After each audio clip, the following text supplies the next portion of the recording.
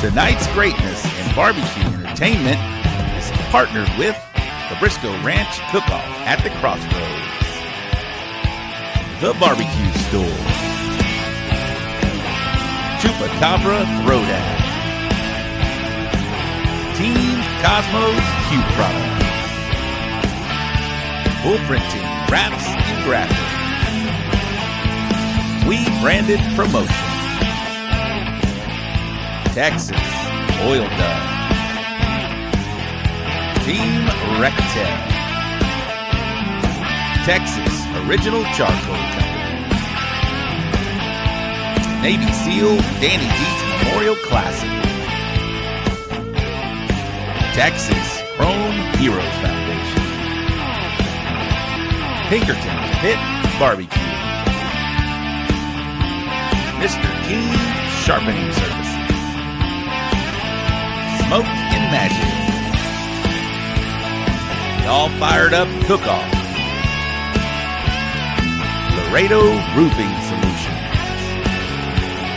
Half-Fast Cooker, and the Chopping Block, Webster and Victoria.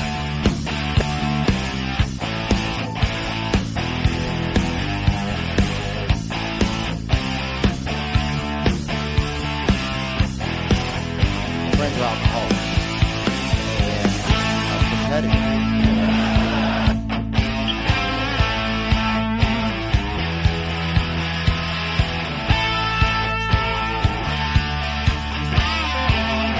I call it bass boat.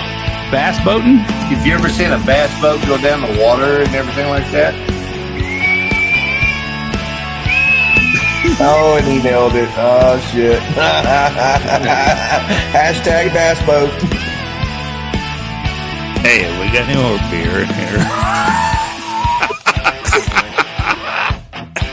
All right, I'm sorry. I won't talk again. I'm sorry. All right, go ahead, Robbie. Hey, what's up? I'm Cosmo, and you're watching the So Smokin' Gooder Show. So grab a drink, park your ass, and don't forget to smash that subscribe button and ring that bell so you don't miss a thing. Hey there, everybody. This is Aaron the Retro Guy, host of the Morning Roast Radio Show, and you're locked in to the So Smokin' Gooder Show. Give it to them, fellas.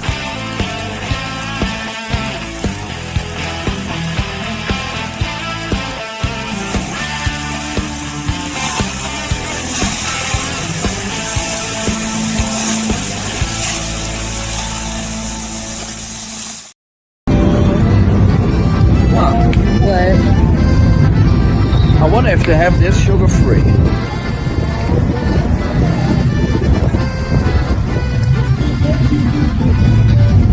Anyhow, Ruben Braun here, Beer Belly's Barbecue, and you are watching the So Smokin' Gooder Show. Enjoy. What's up, Gooder Gang? It's your boy G-Walt with Jokers and Smokers. If you're not tuning into the show, there's probably something wrong with you. Join the club. You watching the So Smokin' Gooder Show, son.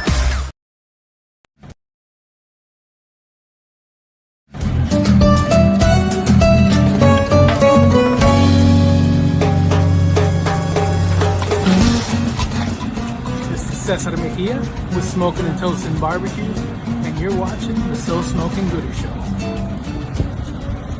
Are you ready to turn up the heat? 1, let's go! Because you've just tuned in to the one and only So Smokin' Gooder Show. We're coming to you live from Bullhorn Barbecue headquarters in Cypress, Texas. This is the show where we talk all things barbecue and brews, and you better believe we're here to have a good time. Get ready for the man who knows barbecue like the back of his hand, the guy who can tell you the difference between an IPA and a stout blindfolded, and the life of every party, your barbecue pitmaster and the host with the most, Rob Arocha. Whether you're part of the Gooder Gang or just here for the special guests, barbecue competition updates, or maybe even to rate some boxes, strap in, fire up those smokers, and crack open a cold one, because the So Smokin' Gooder Show starts now. Yes, what is up, Gooder Gang? Let's play the intro music. What is up, Gooder Gang? Welcome to another Wednesday night. I am your host, Rob Roach, and I am coming to you from the Bullhorn Barbecue headquarters. So right there on my wall in Cypress, Texas. Damn glad you found us. However you have found us. A lot of y'all are checking in on YouTube already, and I love it. Make sure you hit that thumbs up button. And more importantly, subscribe. I know all of you guys are already subscribed, but if you're watching this late, you're finding this on YouTube, hit that subscribe button. Please do us all a favor.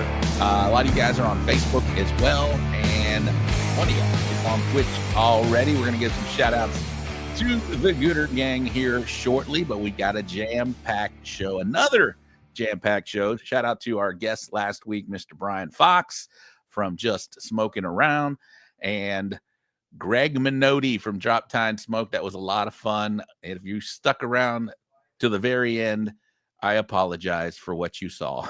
if you stuck around to the very end and you saw Mr. Greg Minotti in all his glory, congratulations. I don't know what to say on that one, but that was a fun show. It was a lot of fun. We had a great time on there. If you want to go back and watch it, you can, on like all our shows. This is episode number 303. We all our shows are on YouTube. They're all archived, so you can go check them out. And again, make sure if you're on YouTube, hit that subscribe button. We do appreciate it. Gooder Gang is already coming in, and I appreciate that. What else we got? We got some housekeeping to do. Wait.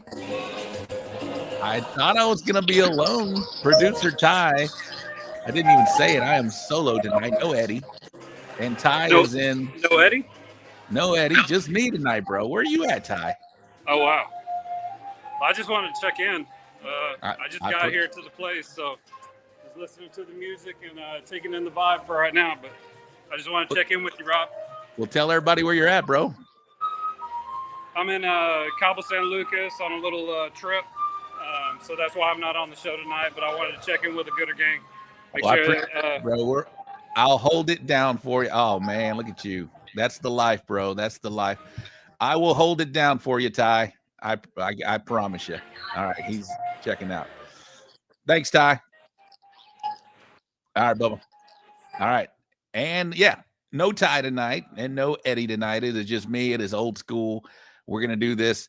That's why the music wasn't on right away, but that's cool. We'll find it. We'll get Stella will get her groove back here in just a minute. But I do have some housekeeping that I want to do.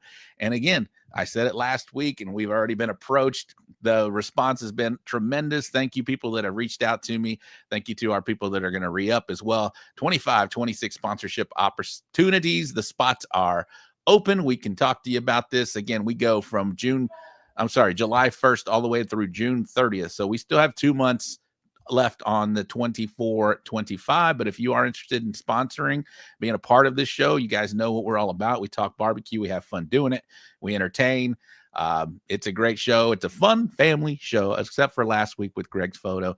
But no, generally we have a good time. And this is, what we're about, Gooder Gang. And if you guys want to be a part of this, we would love to talk to you about that. We have some fine sponsors that are with us this year. Chop and Block, Danny D's Memorial Classic, which I believe in 8 days you can register for that event. Texas Old Dust, Texas Chrome Heroes Foundation, they have an event this coming next week.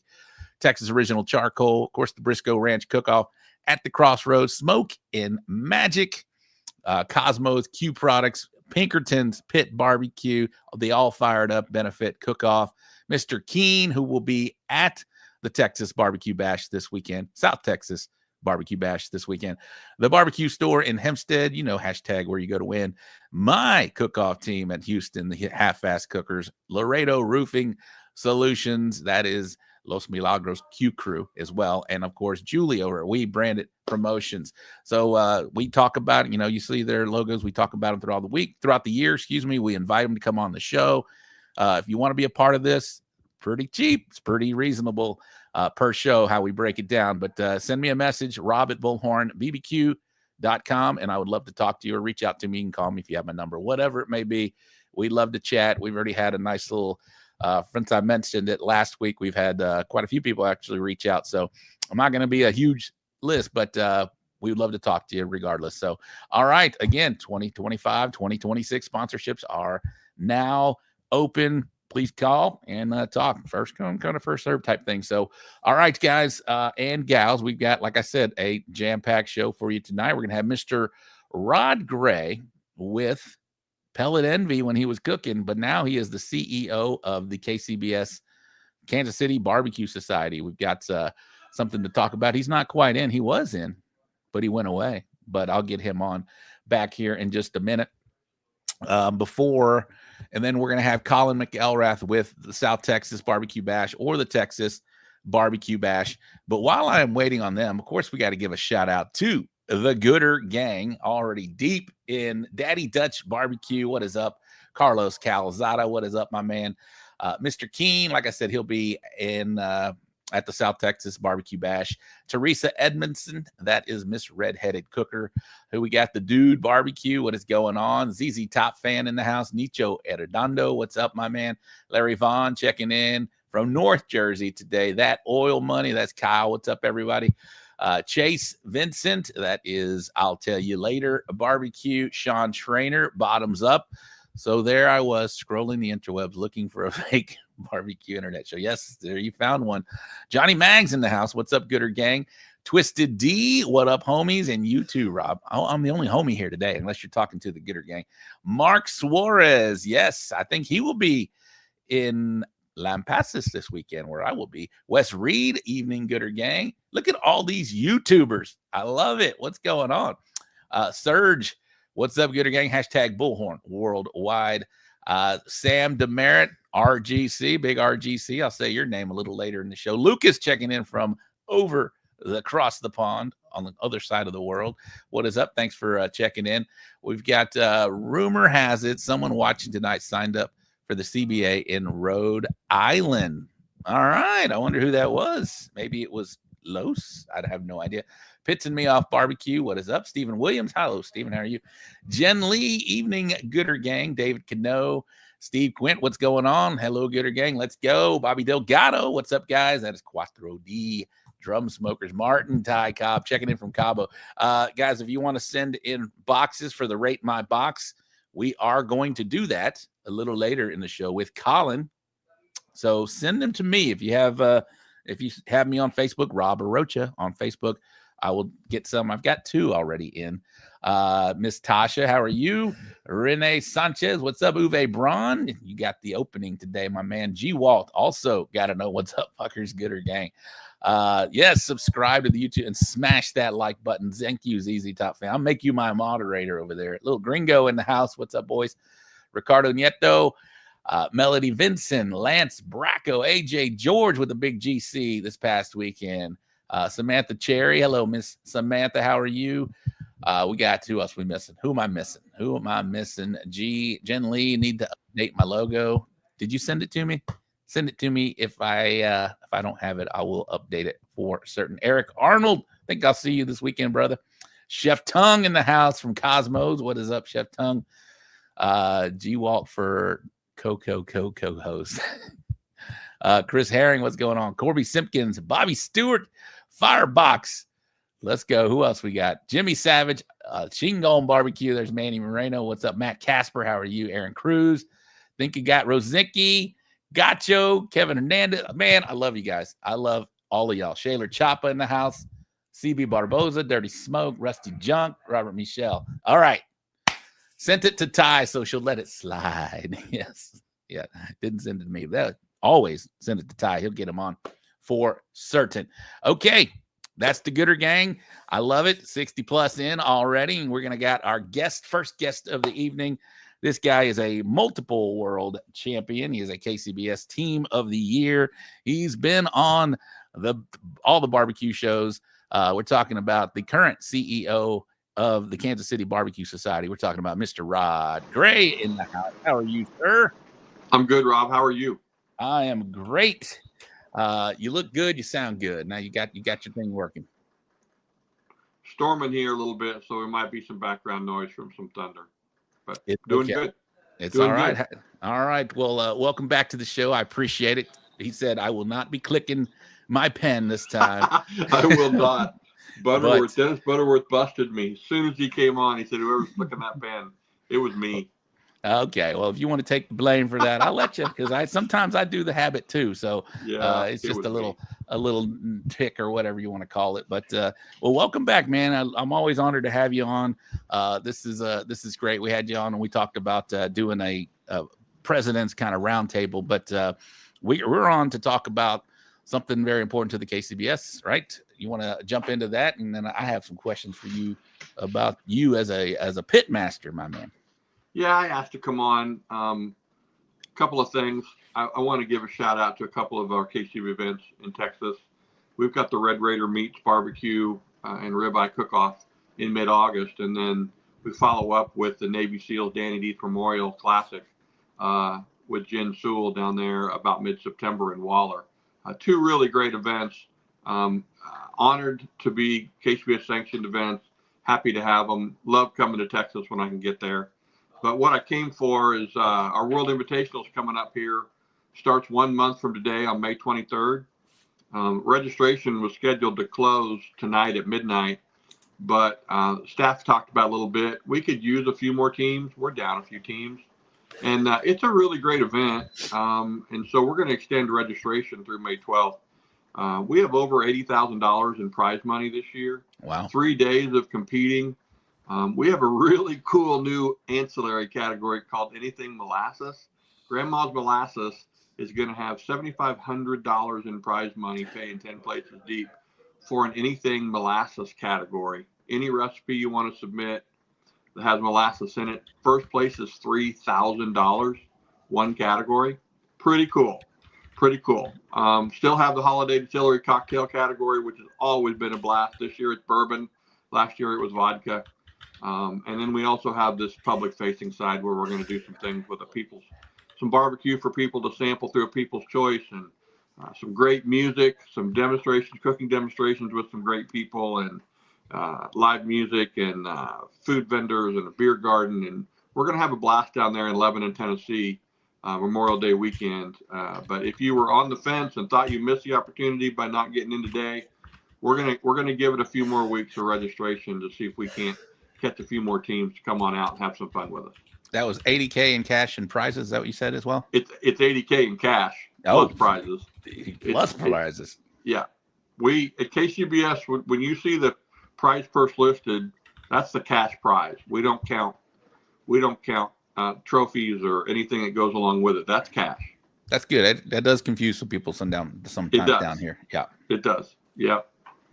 How do you? It's an invitational. So how do you get invited, or what's the criteria requirements to get in there? It is an invitational, and it started out by invitation only. You had to win a GC or an RGC at a KCBS sanctioned event, and we do a 2-year period.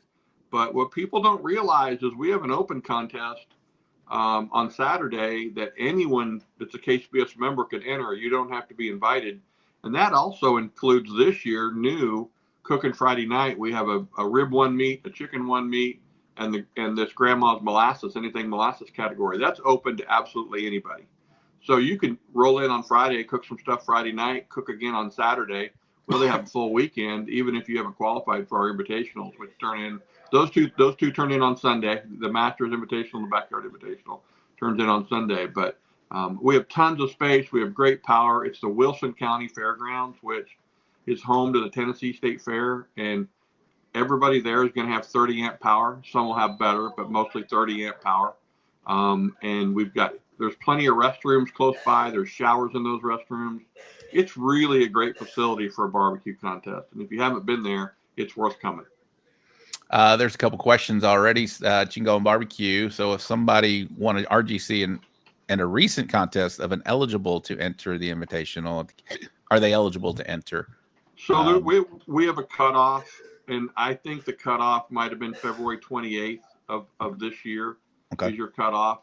And so if you want it in March or April, you'll be invited for next year. This is probably same kind of question. I was told that I got a spot at the GC this year, but it won't be till next year. So he probably won that after. Yeah, I think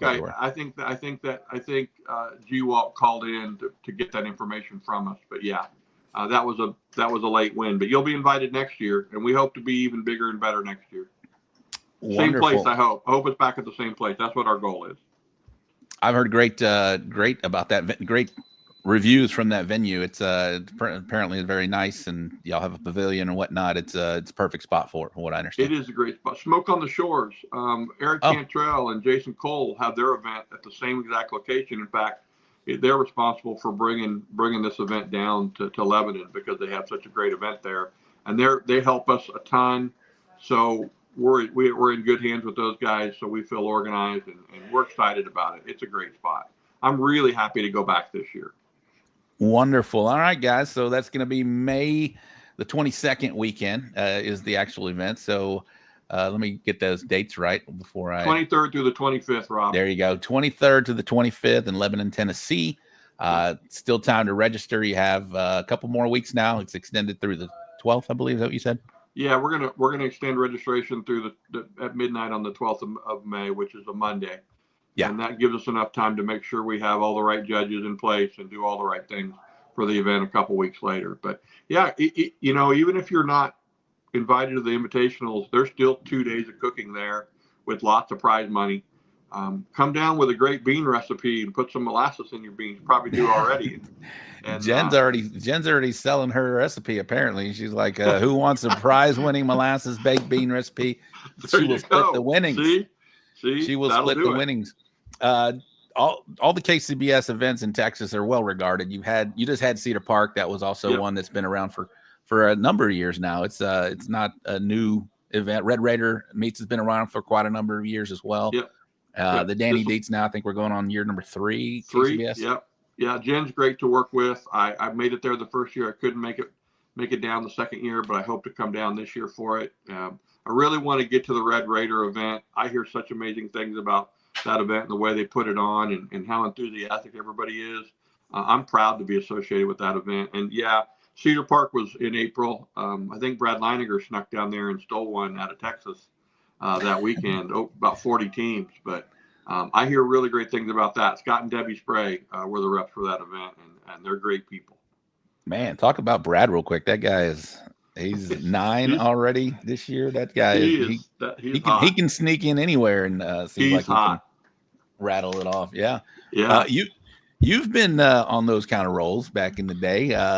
Do you want to continue talking about anything else we got to mention with KCBS before because we'll come back to it for sure. Yeah, and the only other thing I'll say is if it sounds fun, but you're listening tonight and you're maybe not a competitor and don't want to jump in that way, we need volunteers that whole weekend.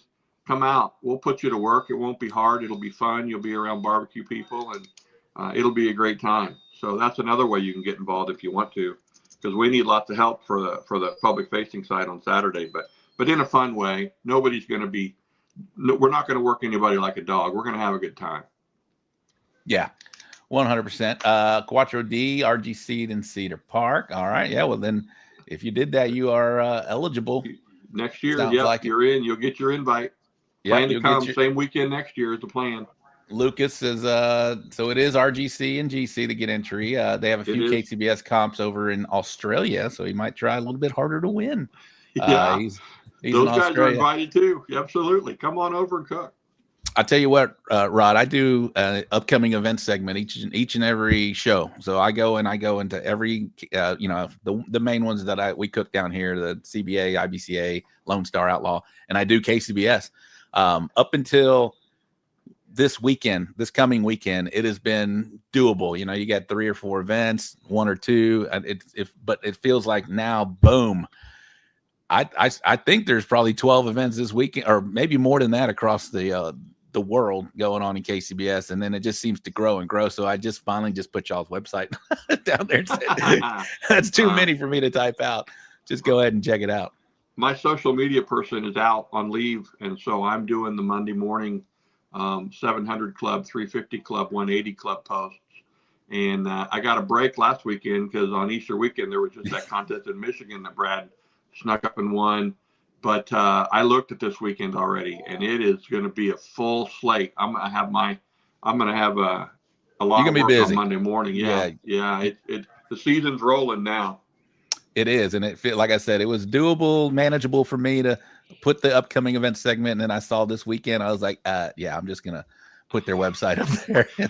Y'all can go here and check them all out. There's so many of them, which is a testament to you guys and what y'all do. And when everybody here down here, this Texas still, I mean, we're all out there now, but a lot of our Texas cooks, we love the American roll. That is like it is a big deal. Like, hey, who all's going this year type of deal. And Yeah. you've heard how well I feel like Texas supports each other, the roars from a Texas team out there. It's really special for us to go up there and actually do well, because we consider, not quite our sandbox, although those lines are blurred now. I feel like with CBA and some of the stuff that we were doing down here, that it's not so much of a different sandbox, so to speak.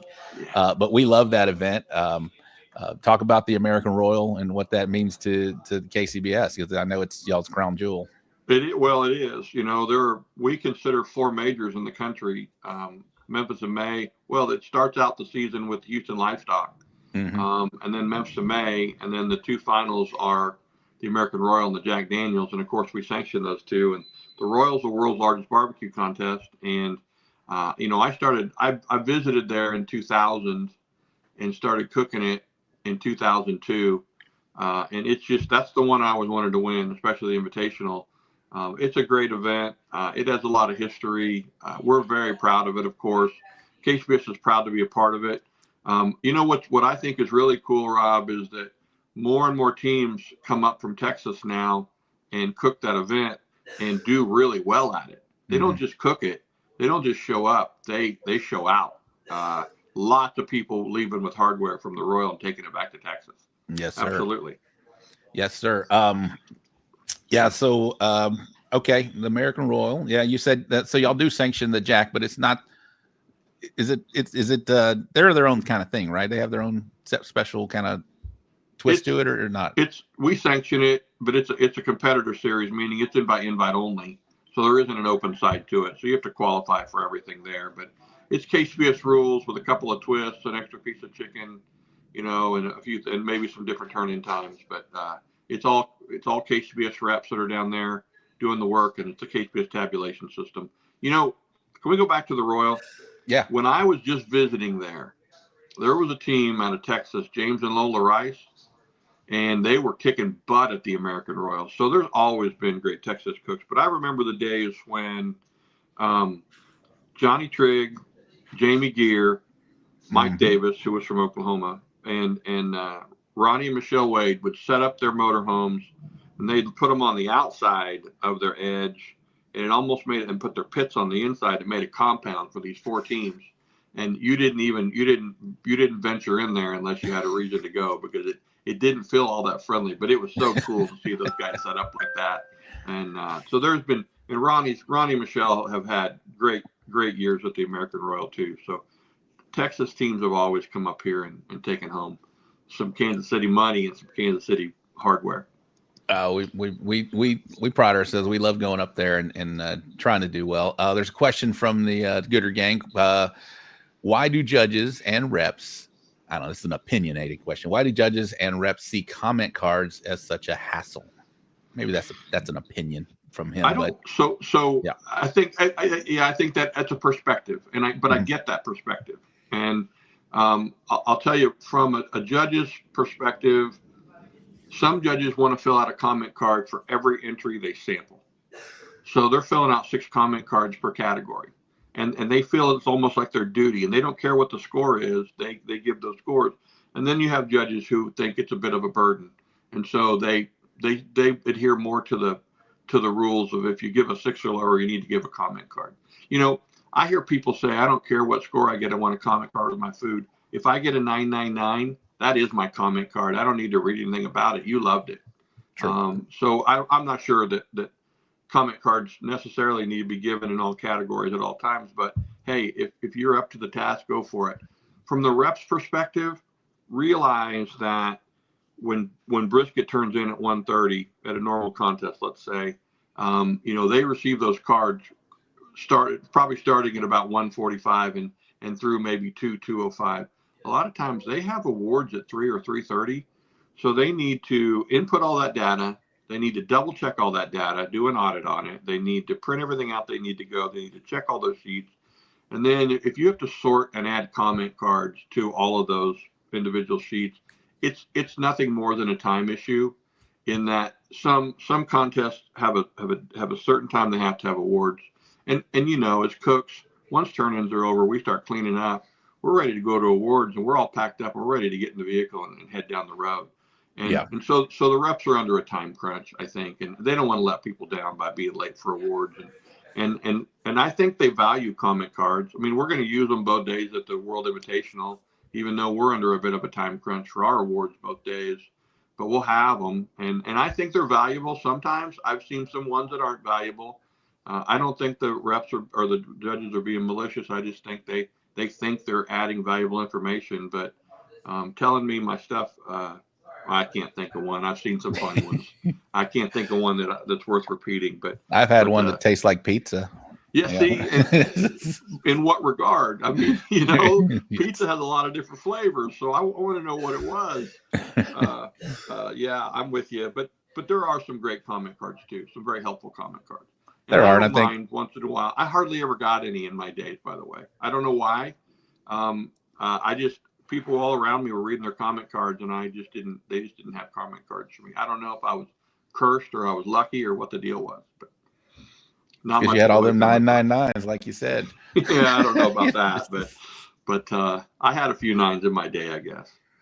Well, I do want to talk about your day as a pit master. I think when we can take the CEO hat from KCBS off. If you guys have any more questions, if you have any more questions for Rod, please put in the comments. I will do my best to highlight those and ask him before we get him out of here, because we do have Collin towards the top of the hour. We're going to close the show with Collin and talk about the South Texas BBQ Bash. But right now we have a special guest, Rod. I don't know if you do many of these, Rod, but it feels really neat and an opportunity for me to ask you some questions about your pitmaster days. Man, you were a very accomplished pitmaster. A lot of us know you from television, from the Barbecue Pitmasters show. But what was Pellet Envy like prior to the Pitmaster show? I mean, obviously you were doing well to get recognized, but what was life like on the barbecue circuit for Pellet Envy prior to the television show? Well, you know what? People don't pay attention to the early years, but just like everybody, we had early years. We would get a call here or there occasionally, but it would keep us going. I think when we started, we were great at chicken and pretty good at pork, and we weren't worth a darn at ribs and brisket. We just couldn't score. And so I vowed that I was going to fix that problem. And it probably took a few years, but I did fix that problem. We were national brisket champs in 2007 and national rib champs in 2009, and I might have those reversed. But it caused my chicken and my pork to suffer. So that's how it works. That's the old whack-a-mole. Yeah. It wasn't until, about 2006, 2007 when we started to catch on a little bit. What was interesting is November of 2002, there was a contest in Vegas, and everybody was there, and no one knew who we were, and it was Sherry and I out there. And so, we knew of people, but we cooked that event, we turned in, and we were setting at awards, and when it got time to call overall, they ruined it for us. They kind of ruined it for us. A cameraman came over right in front of us and just stuck a camera in our faces. And I'm like, Sherry, we did something here. I'm not sure what it is. And we won that event. And I think that's maybe when people started to take notice a little bit of Pellet Envy. But then, of course, you have your ups and downs. And we had years. I had a year there somewhere in the middle where I struggled. I had 6 or 8 GCs, or RGCs, but couldn't get a win. And it felt like a long stretch. So, but we had fun at it. We tried to do all the potlucks and all the things with all the people, because that's what it's all about, really. And that's the part I still miss. But we caught fire a little bit, 7, 8, and then we were national champions in 2009. And then I tried to chase it hard in 2010 to repeat. I didn't get it done. We were second overall behind Mike Wozniak from QAL, who wrapped it up pretty early that year. But we tried. And honestly, between 2009 and 10, I burned out a little bit. And so I coasted for a couple of years after that, because I just didn't have the fire. I had a bunch of sponsors then, and it was all more about pleasing my sponsors than it was about winning barbecue contests. That grind takes a lot out of you. We talked about it on the show. It does, going in week out. So you were definitely very established. How did Pitmasters start? When did they come calling? Because that is such a forward-thinking show. There wasn't anything like that prior to that, going around following barbecue guys that cook on a weekend in a parking lot. There was nothing like that. But man, what a great show. I mean, it's still 15, 16 years later, you still see it on a Saturday afternoon. Isn't that crazy? Oh man. All those shows with you on them and Ernest and all the guys that were part of that whole series. It's still, I mean, it's still watchable. You can go and watch and I still find myself, if I'm scrolling, I see it. I'm like, I can't remember who won this one. Let me check it out. So that's funny. Pitmaster started in 2009.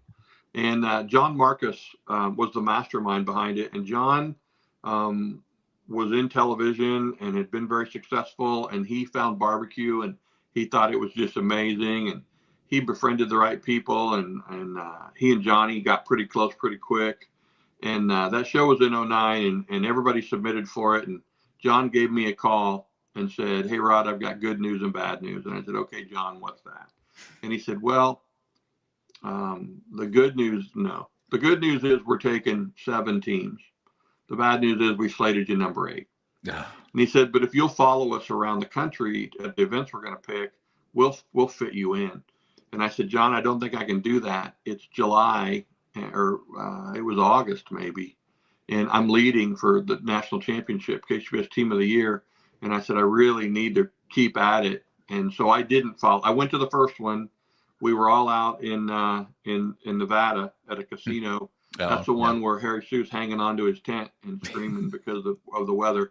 I'm right next to him. I'm right next to him thinking, "Oh, really? What a newbie," because it really wasn't. It didn't feel that bad to me in the moment. But so I was there for that one, and then I wasn't there anymore. And I'm glad I did it because the Team of the Year thing that would have probably been my only chance, honestly. Yeah. So I missed it. Then the next year they wanted me and I didn't want to go. And then the next year I wanted them and they didn't want me. And then I think the next year Johnny won. And so then they had such a great season when Johnny won that season that year. I think they call it season 5. I get them mixed up. That the ratings were so amazing. They were excited about it. They found some sponsorship money to get involved and they filmed some one-off episodes in the fall. And in the fall, they were just doing these one-ups, and they did one around Memphis, and they did one in Kansas City. And I said to myself, if you're going to come to Kansas City and crown the best pitmaster in Kansas City, I've got to be at least in the conversation. Mm-hmm. And then I found out it was the weekend of the American Royal, and I'm like, oh, my God. I'm catering for 1,500 people on the asphalt, cooking fresh on Friday night. I'm turning in on Saturday, and then Sunday I'm supposed to film this pitmaster episode. And I'm thinking, how am I going to do this? And we did it, and we got lucky. Tim Grant was there, and Stretch was there. And I got lucky enough that they picked our food. And so we won that standalone. So then the next season started, and they made a show out of the 3 one-off shows from the previous fall and made an episode there. And I won that one, which then put me onto a semifinal, which I happened to get lucky at. And then that put me onto the final. So yeah, that's yeah. So you've become like a household name to a lot of these barbecuers just because from those shows. And like I said, even the new ones that were babies back then are now finding these shows still on television, and you're still out there. You asked me earlier, are those shows still on? Yeah, they are. They're excuse me, absolutely still on. Yeah, they were fun. They were a lot of work. They weren't as fun as they looked, but in the end, now that it's over and it's done, and I have this big check for $50K that I have here, all I remember is the fun we had doing it. What do you remember about that? Like immediate, maybe the 6 months or to a year after that show aired, those shows aired, were you treated any differently, or were you the competitors? I'm sure you had, you seem like a very approachable guy. But sometimes you said, hey, sometimes I feel like people don't approach me because of the way I portray out.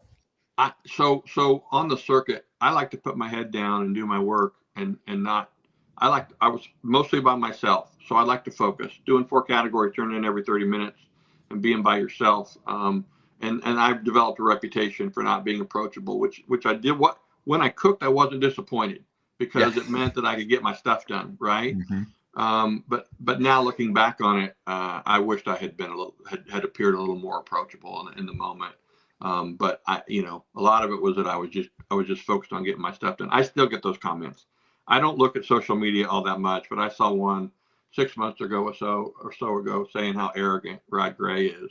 and all I can think, honestly, and I I'm real. Actually, I think I'm decently humble, but also you don't say that about yourself because that means you're not.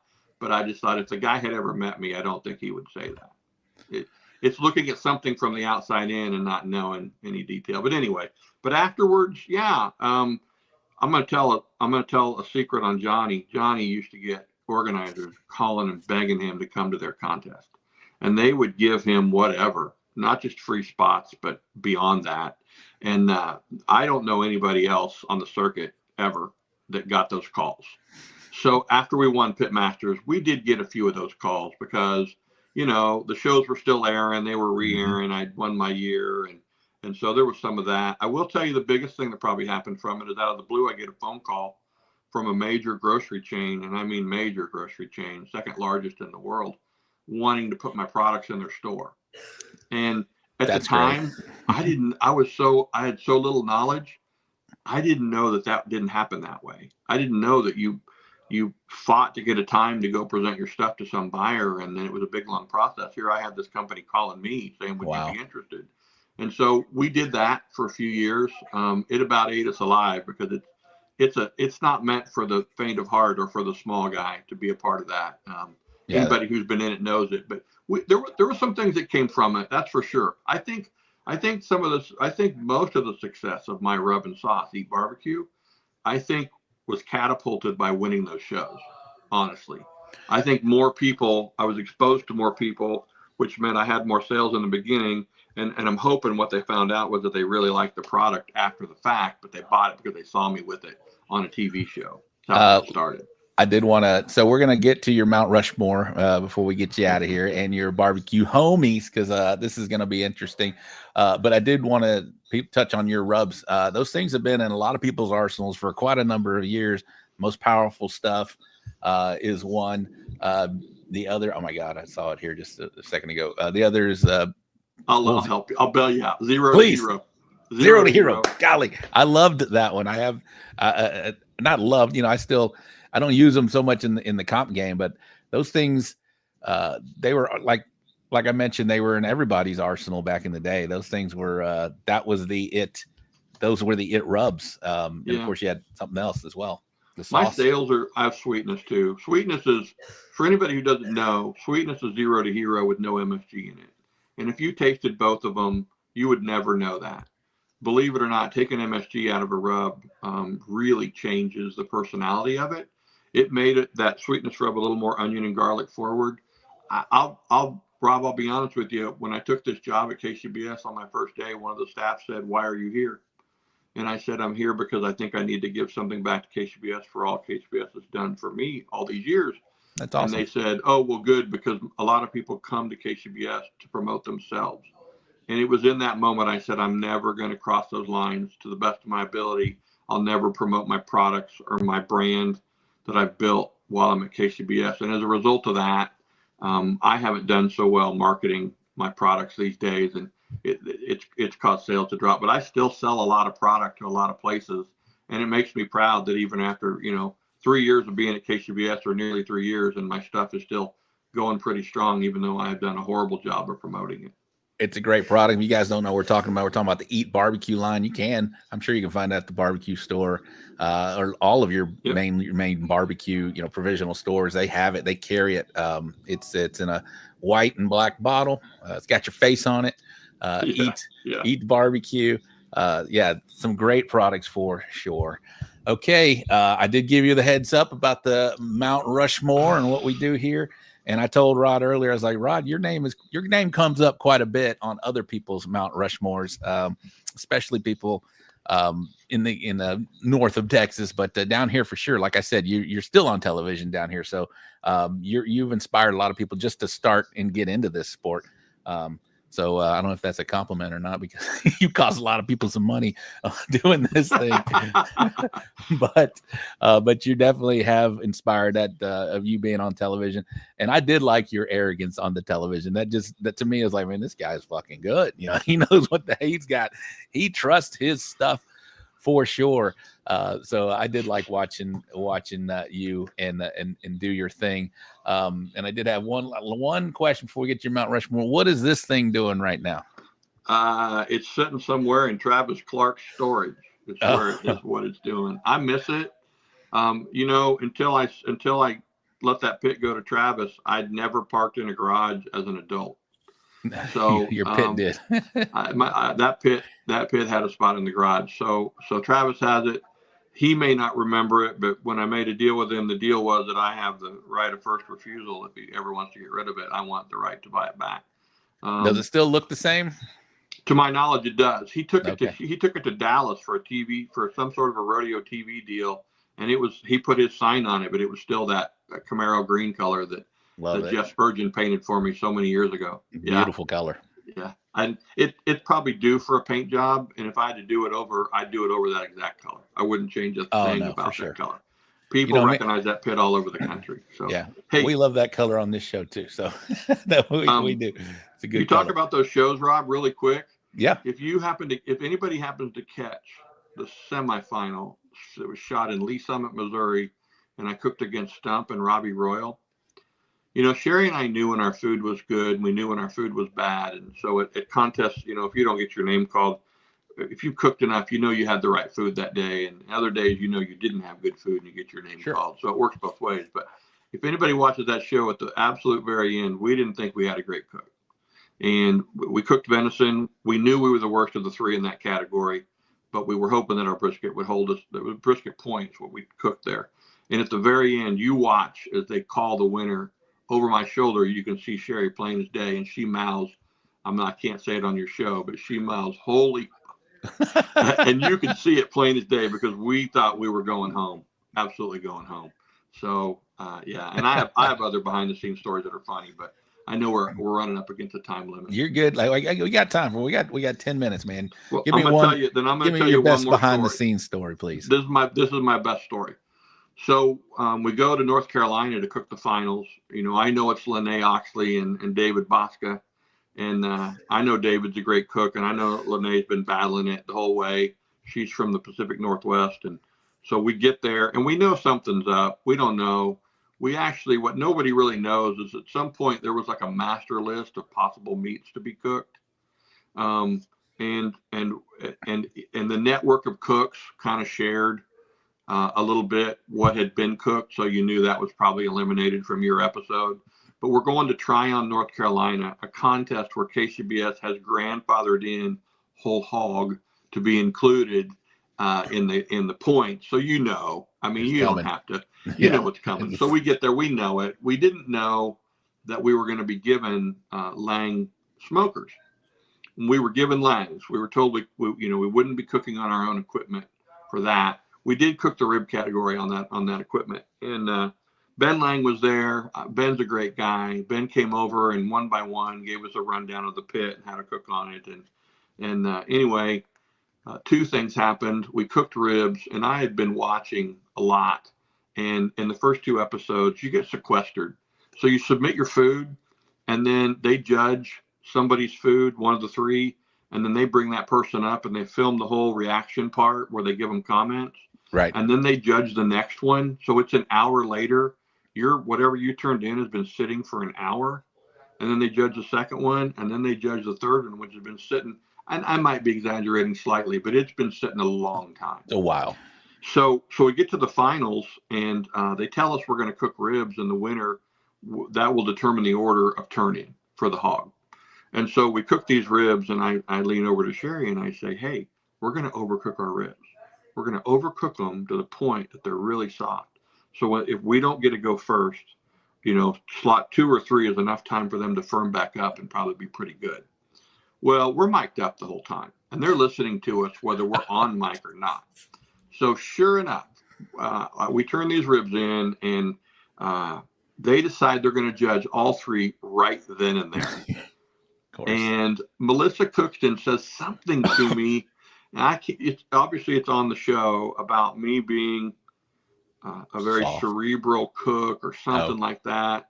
And that's because the crew has told those judges what I've done. And anyway, Myron takes a bite and the whole damn side of the rib comes off in his mouth. And we end up in 3rd place at ribs, which, and so Lene wins it. Lene wins the ribs, and she gets to pick the order. and she doesn't have to tell until a certain time on Saturday. So we go to cooking, and there was a wood supplier, and I apologize to this wood supplier. I don't remember who it was, but David Bosca started first. You know, he's used to cooking on pellets. It really was low and slow in those days to get enough smoke on the food. And so David's got to cook on a lang, but he decides he's going to start really early. I go over to his spot about 2 hours after he started. My hog still got bags of ice on it. It's waiting to go on. And David's got like 6 boxes of wood all just scattered around the firebox end of this pit. And I said, David, what's going on? And he said, Rod, every bit of this wood is green. It won't light. It won't smoke. I'm having a hell of a time with this wood. I'm like, okay, well, I'm hoping I don't get that. But sure enough, when I light up my lang, put my hog on, that wood is green and it won't burn. And so I can't get my pit to temp. We put our hog on like at 8 o'clock on the night before turn in. And I'm up with that hog all night. Sherry gets to go to the hotel for a while. They allow that, but pitmaster has to stay on site. Well, I had to anyway because I had to tend this fire. So I'm tending this fire all night, and it gets to be about 3 a.m. And I've been up since we started at like 7 a.m. on Friday. I've been up since 7, and I'm mentally, I'm like, you know what? Maybe I'm not supposed to win this. Maybe that's not what's supposed to happen for me. And that's where I am mentally because I'm fatigued. And about that time, a cameraman walks over to me. They're not supposed to talk to us. And they're just supposed to film us without sound through the night while the crew is gone. And he comes over and he says, hey, I just got to tell you this. I'm like, what? He's like, that guy over there on the end. It was David. That guy on the end, he's over there muttering that there's no way he can beat Rod Gray on a stick burner. You know, cooking a whole hog on a stick burner in this atmosphere. And honestly, and I think I've told David this, but it gave me a spark. Yeah, it gave you lit. And I worked harder and harder to get that pit up to temp. It didn't come up to temp until like 10 a.m. the next day. But Lene was next to me, and you see on the show, I asked Lene, what's the order? You know, am I going first? What's the order? Because my hog isn't getting done. And Lene doesn't know that, but she's like, you know, we're going to go first. What she doesn't know is that because she chose going, if she'd have put me first, my hog wouldn't have been done. Mm-hmm. But because she went first, I stuffed that lang firebox completely full of wood. I mean, completely full of wood, and opened up the vent to just hope that it would catch fire and it would burn while I was back in the back. And we were back there. We were literally back there. I want to say 2 hours, but realize that was 11, 12 years ago. But it was a long time. And when I came back out and checked that pig, it was done. Damn. It got done. And so then I submitted second, and David submitted third, and we won it. But it was a complete stroke of luck. And if you watch the show, I mean, they always made out drama for people not being able to keep a fire going, especially me. But mostly that was caused by them keeping us up front on the mic too long and then our fire burning out. But in that case, I struggled the whole time. And if Lene had picked me first, she would have been the winner of the show for sure. Spoiler alert, it always relights. They always get back up to temp. Well, that's a great story. And she's probably, does she know this story? I think she does. I've told her a few times. It's been a long time, but I've told her. If she doesn't, sorry, Lene. I'm sorry. It's been 10-year rule. It's been over 10 years since we did that. Awesome. Yes. Okay. Yes. 1 thumbs up. Come on, guys. Come on. We got Rod Gray here. Okay. Let me put the music. Ty instructed me. I got to play the background music for this Mount Rushmore. And like I told you earlier, these are people that might have inspired you or helped you along the way, or just whatever it may be. Who is Rod Gray going to put on his Mount Rushmore? These are 4 people, and you get 1 person almost on the mountain. They're in the gift shop. So have at it when you're ready, my man. You want me to give you my Mount Rushmore? Yes, sir. This is tough. So many people have helped me so much along the way. I'm glad you gave me a little heads up on it, or I'd have been absolutely lost. But I'm gonna tell you who they are with a little bit of explanation. My first one is Jeff Staney. And the reason it's Jeff Staney, in 2001, our speedway was built in Kansas City, and they had some money to put toward a community service project, and they asked Jeff Staney to run a barbecue contest there. I had been to the Great Lenexa barbecue, which was completely different, but I went to the speedway, brand new, hadn't had a race on it, black asphalt, and came up through that tunnel. It was 103 degrees in July, and I met David Close, pit builder out of Houston, and Paul Kirk. And I thought people would be miserable, and I left there saying, I've got to do this. And I went home and found the barbecue forum, an old forum, and read it all night long because my wife was off with her sister on vacation. And that's how I got started in barbecue. Nice. I met all these people and how much fun they were having. So Jeff, that was Jeff's contest. So I got to put Jeff up there.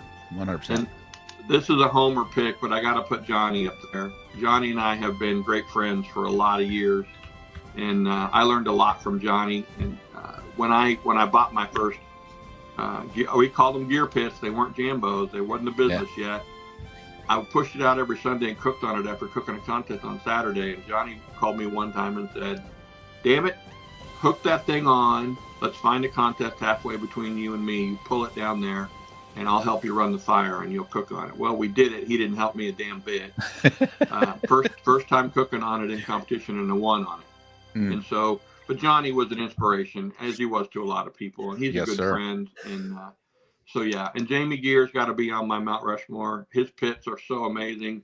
I don't know where I'd be without a Jambo. Honestly, I had 3 of them, and they're amazing pits. And then finally, I got to say Gary and Carolyn Wells. I know it's 2 people, but that's fine. They're the founders of KCBS, and without the KCBS circuit, for me anyway, being in Kansas City, you and I probably wouldn't be talking. I wouldn't have been on Pitmasters, and it changed the trajectory of my entire career, honestly, by being on the competition circuit. So those are my Mount Rushmore. And awesome. You get one in the gift shop. Is like I said, somebody has a nice little bobblehead. Almost made it on your mountain. So I got to give a nod to Fast Eddie Marin. When I went home and read that forum all night, I bought a Hasty Bake, and it was an amazing grill, but it wasn't my favorite smoker. And I went back to doing research and ran into Eddie and learned about those pellet cookers. It's my team name. It's the way I cooked for the first 7 years. It was a pit Eddie developed. I got to give that to Eddie. Eddie gave me some advice along the way, too. Nice. All right. Well, you got Jeff Stain, you got Johnny Trigg, Jamie Gary and Carolyn Wells. They're on your Mount Rushmore, and Fast Eddie is in your gift shop. That's great. That's a great list. Like I said, you're on a lot of people's Mount Rushmore, Rod. How about your barbecue homie back in the day when you were cooking? Who, or maybe still now, who's your barbecue homie? Somebody you want to talk barbecue with, you contact? Well, Tuffy Stone tells a story about having to change phone plans twice in 1 year because he kept using up all his minutes because he was on the phone all the time. I was one of the people that he was on the phone with. So Tuffy and I bounce a lot of ideas off each other. I got to give it to Tuffy in that case. We don't talk so much anymore, but he doesn't compete as much and I don't compete at all. So, but Tuffy Stone, I have to say Tuffy. All right, and kind of like the gift shop, we have called it a gumball, almost your barbecue homie. Oh damn! Can I move Tuffy down there and say Johnny? Johnny and I traveled together a lot. We taught classes together. We're still good friends. I don't think Johnny's on your Mount Rushmore. It's all good. All right. Well, I'm gonna put you there then. Can I just? Oh, you got. You can't. No, I already had a pity one last week. Hey, Rod, it's been a pleasure. You are, like I said, you're like on a lot of people's Mount Rushmore because you've been at it for a long time, and you were great when you were doing it. Are you retired officially? Maybe come back down the line. Not planning on it. Not planning. I retired in the summer of 19, and I'm enjoying this side of it. I love to cook and I love the people. So since I can still be around the people, I'm okay with it this way. I'm probably retired. But Rob, I got to thank you for letting me come on. 100%. Until you said I'm on people's Mount Rushmore, I'd never even thought of it, and it's humbling to even think that. But thank you for having me on. And yes, folks, sir. If you're interested, come see us in Lebanon, Tennessee. May 23rd to the 25th, because it's going to be a great weekend. 100%, $80,000 in cash plus prizes, and registration going through May 12th. Rod Gray, CEO of KCBS, thank you very much, sir. We'll get you back on down the line, but thank you so much. And I love that you shouted out the Texas KCBS events here. They do a great job. They're well regarded, all of those events that we have down here in Texas. So, and we'll see you. I'll see you in Kansas City here in a few months. When does registration open for that? Any idea? Soon. We put me on the spot, but I think it opens in May. I think they open registration in May. Coming up real soon. Yeah. Beautiful. Yeah. All right, Rod. Thanks for having me. I appreciate it. You got it, buddy. Thank you. There he was, Mr. Rod Gray, the CEO of the Kansas City Barbeque Society and pitmaster of Pellet Envy. See him on, like I said, you can see him every Saturday on the Discovery Channel with the old barbecue pitmaster show. All right. Sorry to Collin. I told Collin about 8:45. I went a little long, but I'm going to have the whole hour with Collin till we're going to talk about South Texas BBQ Bash. But before we do that, let me do the wrap-up recap, which is going to be real quick because it was Easter weekend and there wasn't a whole bunch going on. But the Bull Printing Wraps and Graphics wrap-up recap, is it Quanay County Road Roadrunner Battle. That was in the IBCA, the grand champion, Jamie Roby. I didn't put his team name, but is flirting with disaster. And the RGC was Mr. Sam Demerit from Two Sauced Birdies. There we go. And let's see what else we got here. Over in Outlaw. Can't do it over here. Holy Smokes Barbecue Cook-Off Grand Champion. There he is. AJ George from Okie Folks Barbecue. That guy is killing it. The RGC was Brian Coulter from Rope and Choke Barbecue. Over in Lone Star, we had the Easter Fest contest in Kerrville.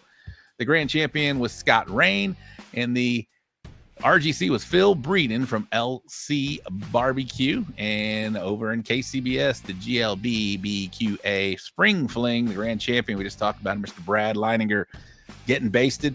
I saw somebody say that was number 9, his 9th qualifier for the Jack. So guess what? He's going to the Jack 2 events. If he wants to throw them other 2 my way, that'd be nice. The RGC was the Barbecue Maestros LLC.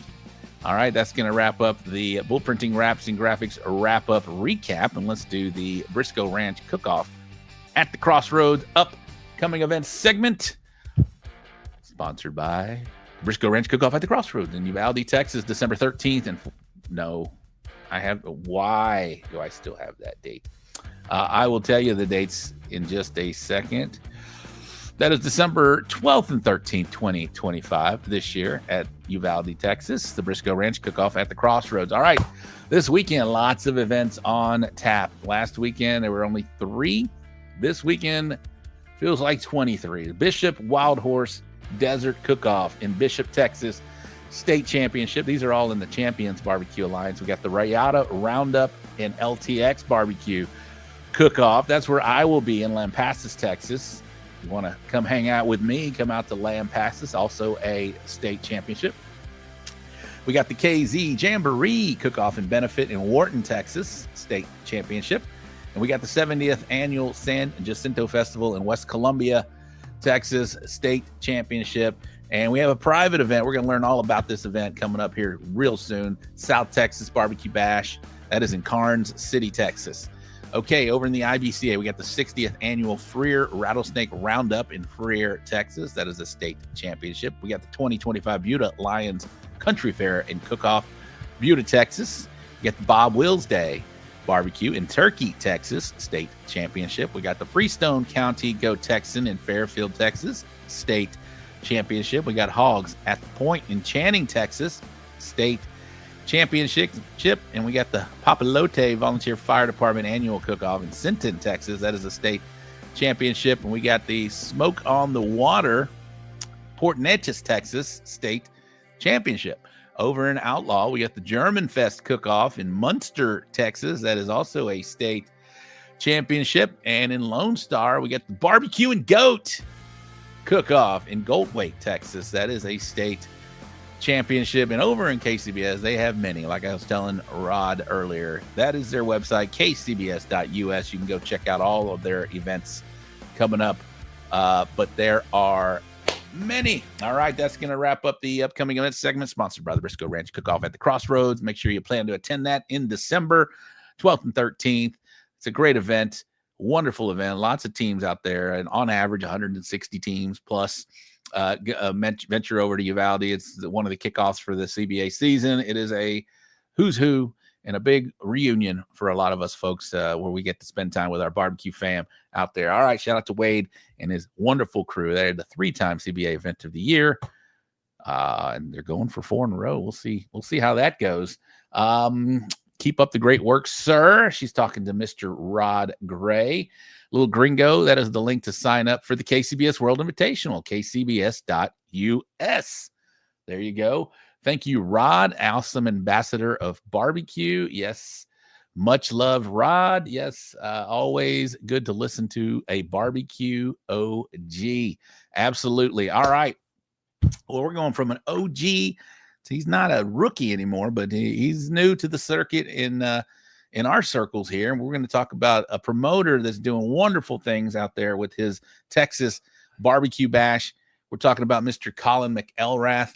Let's bring him on right now. Thank you, sir, for being so patient with us. But we're going to close the show. You're going to have some Rate My Boxes. We're going to hear your Mount Rushmore, your barbecue homies. But I am very interested in what this Texas BBQ Bash is all about. Collin, first time to the show. Please introduce yourself to the Gooder Gang, my man. Yeah, what's up, Gooder Gang? Thanks, Rob. Thanks for having me on the show. Can you hear me all right? We hear you just fine. We can Perfect. Hear you breathing. Are you nervous? Oh, come on.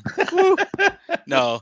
Hey, I'm just an oilfield guy from Oklahoma who came down to Texas about 10 years ago, working out in the Permian.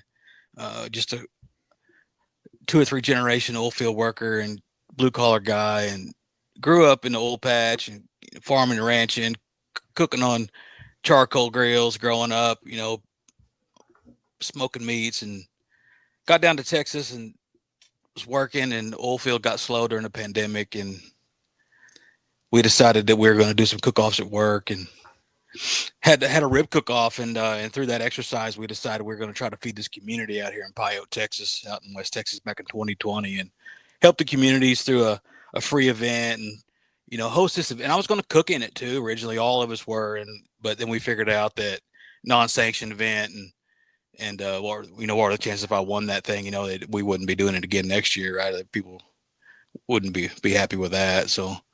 We did that event in 2020, and we thought maybe just 100 people would show up, and we ended up having like 3,000 people show up. Holy moly, your first one? Yeah. Damn. 26 teams, and it was the only event. It was in October of 2020, right smack dab in the middle of the pandemic, and we were able to get approval from the governor's office to host. We had to come up with a whole COVID-19 contingency plan and health screenings at the gate, and we did it, man. We kicked that thing off and had a great event, and then it just grew from that. And now we're doing it in South Texas as well, hosting just 2 amazing events annually. One in October out in West Texas, and then one here in South Texas here in April, coming up here in just 3 days. So that first one was 2020. You said you had 1,000 people out there. People were just ready to get out at that point in COVID. Right, time. they were, right? Yeah, everybody was, right? No, yeah. Social distancing. Man, people were like, yeah, and they showed up. It was crazy. Yeah. Well, let's fast forward 4 years later in 24. You just had it, and like you said, in October. Yeah, how was that? Yeah, I had that one out in October. We had to change venues. We outgrew the original venue. We packed it out, and it became a safety hazard. So we researched with the local county there in Ward County, and they found us a new venue. And I feel like we probably got 3 or 4 more years left in that one. We'll be looking for somewhere else. How many people you think you had this year or this past year? It's close to 10,000 people. Oh my goodness, bro. Yeah, it's crazy, Rob. People, you see the marketing we do too, right? And that's what I said a couple years ago. I was like, it ain't like Field of Dreams. If you build it, they'll come. You got to tell them about it. You got to market it, and you got to get it out. And still today, people don't know about us, and we want the whole world to know. We want everyone to know. It's a free event. I can expect to have a good time. Everybody's. I'm gonna run it. I didn't mean to get you off, but while we're talking about it, let's give an idea of people a taste of what we're talking about real quick. Everybody's real nice. They'll come. They'll share food with you. You share food with them. You come out here, you're going to be treated like family.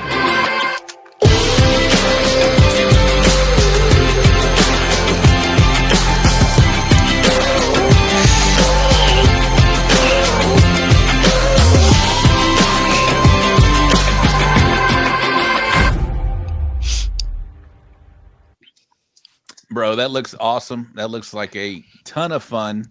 I'm sitting here wondering how the hell I am not at this event because I need to find me an oil field buddy. No, man, We get you hooked up. Get my ass hooked up. Yes, absolutely. But I did, we do my Tuesday barbecue roll call where I say, where are you lighting the pits this weekend? I saw that. As I was thinking it's a private event, right? So you're not going to have too many, but man, all these teams are going out there and I'm just like, what the hell? How the hell did it skip me? Because it's fun, bro. Seeing that video, it gives you that FOMO, that fear of missing out. It does, man. Good time. Talk to any of those cooks that have came that cook CBA, IBCA, all those guys who are on that checklist there. They'll tell you it's the top of their list, of all the cook-offs they go to annually. A lot of guys said, man, if it wasn't private, they would vote it for cook-off of the year for CBA for the banquet. Like, people love coming to it. Yeah, I mean, yeah. Well, you do have it as a private, which is great. It's special, man. You just keep it that way, and it is, even though it is private, it's for oil field, right? And so yeah, it's put on by the oil field, but it's not for the oil field. It's for the community. I got you. Okay. But it's sponsored through companies in the oil and gas industry. That's how we're afford to pay for everything. These events are costing us close to $100,000 to put on, with the music, the stage, the sound, the VIP area, the tents, all the rentals we have to rent, the trophies, the awards. It adds up, right? And so we can't offer that to the community at no cost without getting it sponsored, right? We don't have any. We're a nonprofit, so.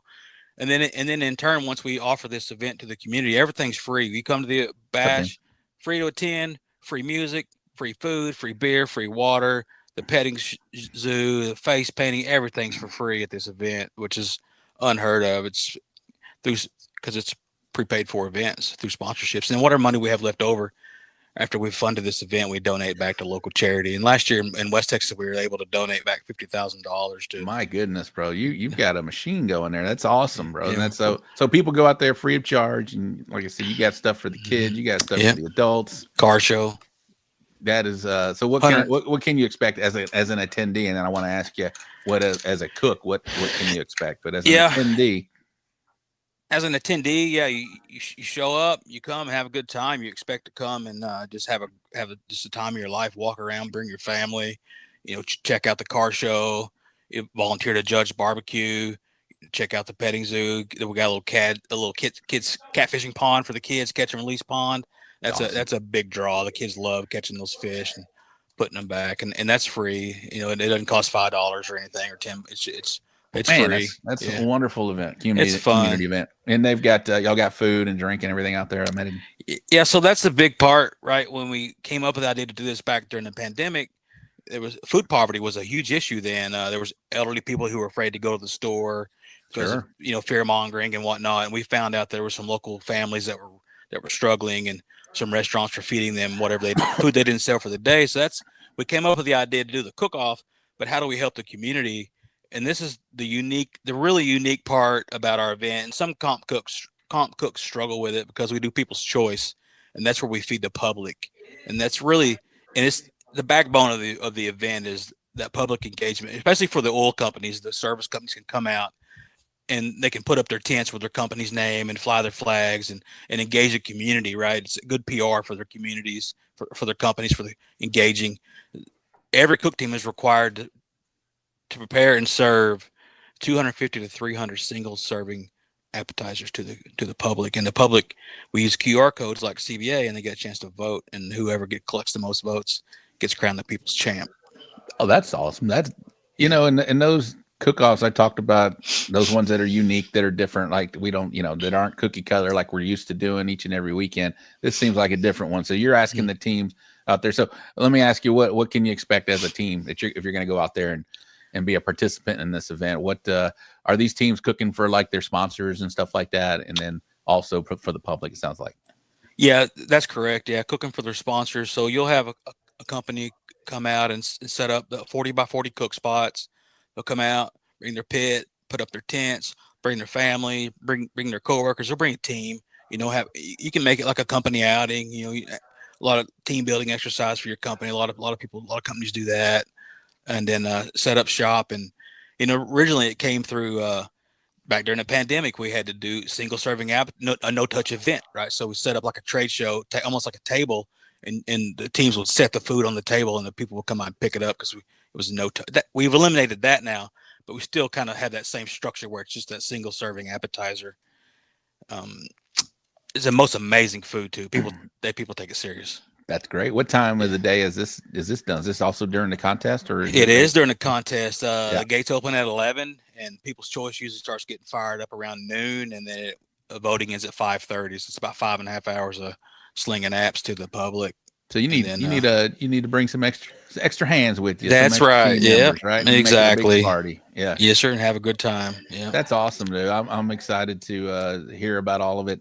Whenever the results in your next video and whatnot that y'all put together. But you have entertainment. You've got these cook teams that go out there, and a lot of them are sponsored, right? And so they come out there and they've that's the give and take. You're going to come out there and have yourself a good time at an awesome event, but you're also gonna give back to the community as well by helping out your team and also helping out feed the public. Correct. In life, it's about giving more than you get in life, and 100. We got to try to help and give back as much as we can. We take so much, and persons sometimes got to just take a pause and do what they can to give back. 100%. Firebox Barbecue sounds like the cook-off of the year. Sounds like a blast. I guess Dirty Smoke won. Did he just win last year's? Yeah, he won the second annual South Texas BBQ Bash 2 years ago, and he RGC'd last year. Okay. And last year's GC for South Texas was Bobby Delgado, Quattro D. Oh, where's he at? I just saw that. He's in here. There he is. Quattro D. Awesome event. He's coming back. Gonna try to back-to-back it. And he's trying to back-to-back it. Very nice. Very nice. What kind of entertainment do you have lined up? Oh, we got a big time headliner this year. Los Palominos. Really excited about that. Last couple of years we did more kind of a Texas country music theme for the artist, and people have been in my ear for a couple of years. Say, hey man, in this area down here, if you'll bring in some Norteño or Tejano bands, I mean, you'll kill it. You'll have such a turnout. So we went there this year, and it's all the rave down here in this area down here. It's all the talk that everybody's coming to check out Los Palominos, 7:30 to 9. What kind of crowd do you think you're expecting?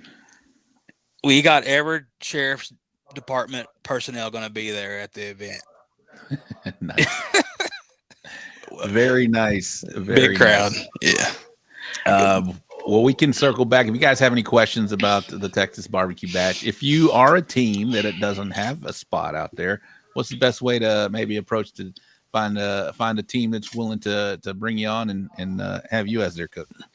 Yeah, we try to help the best we can. We definitely, as this thing's been growing in popularity, especially with me being out on the trail, cooking comps and promoting the brand, and getting our brand out there, and more cooks are learning about us. We got more cooks than we got companies trying to pick up cooks, so that's been a bit of a challenge. So I just asked the cooks, hey, if you know anybody, at least try to help yourself, and if you can't find anyone at all, give us a call and we'll see what we can do, but exhaust your resources first. Yeah, try to bring a company along with you. Exactly. Try to bring a sponsor.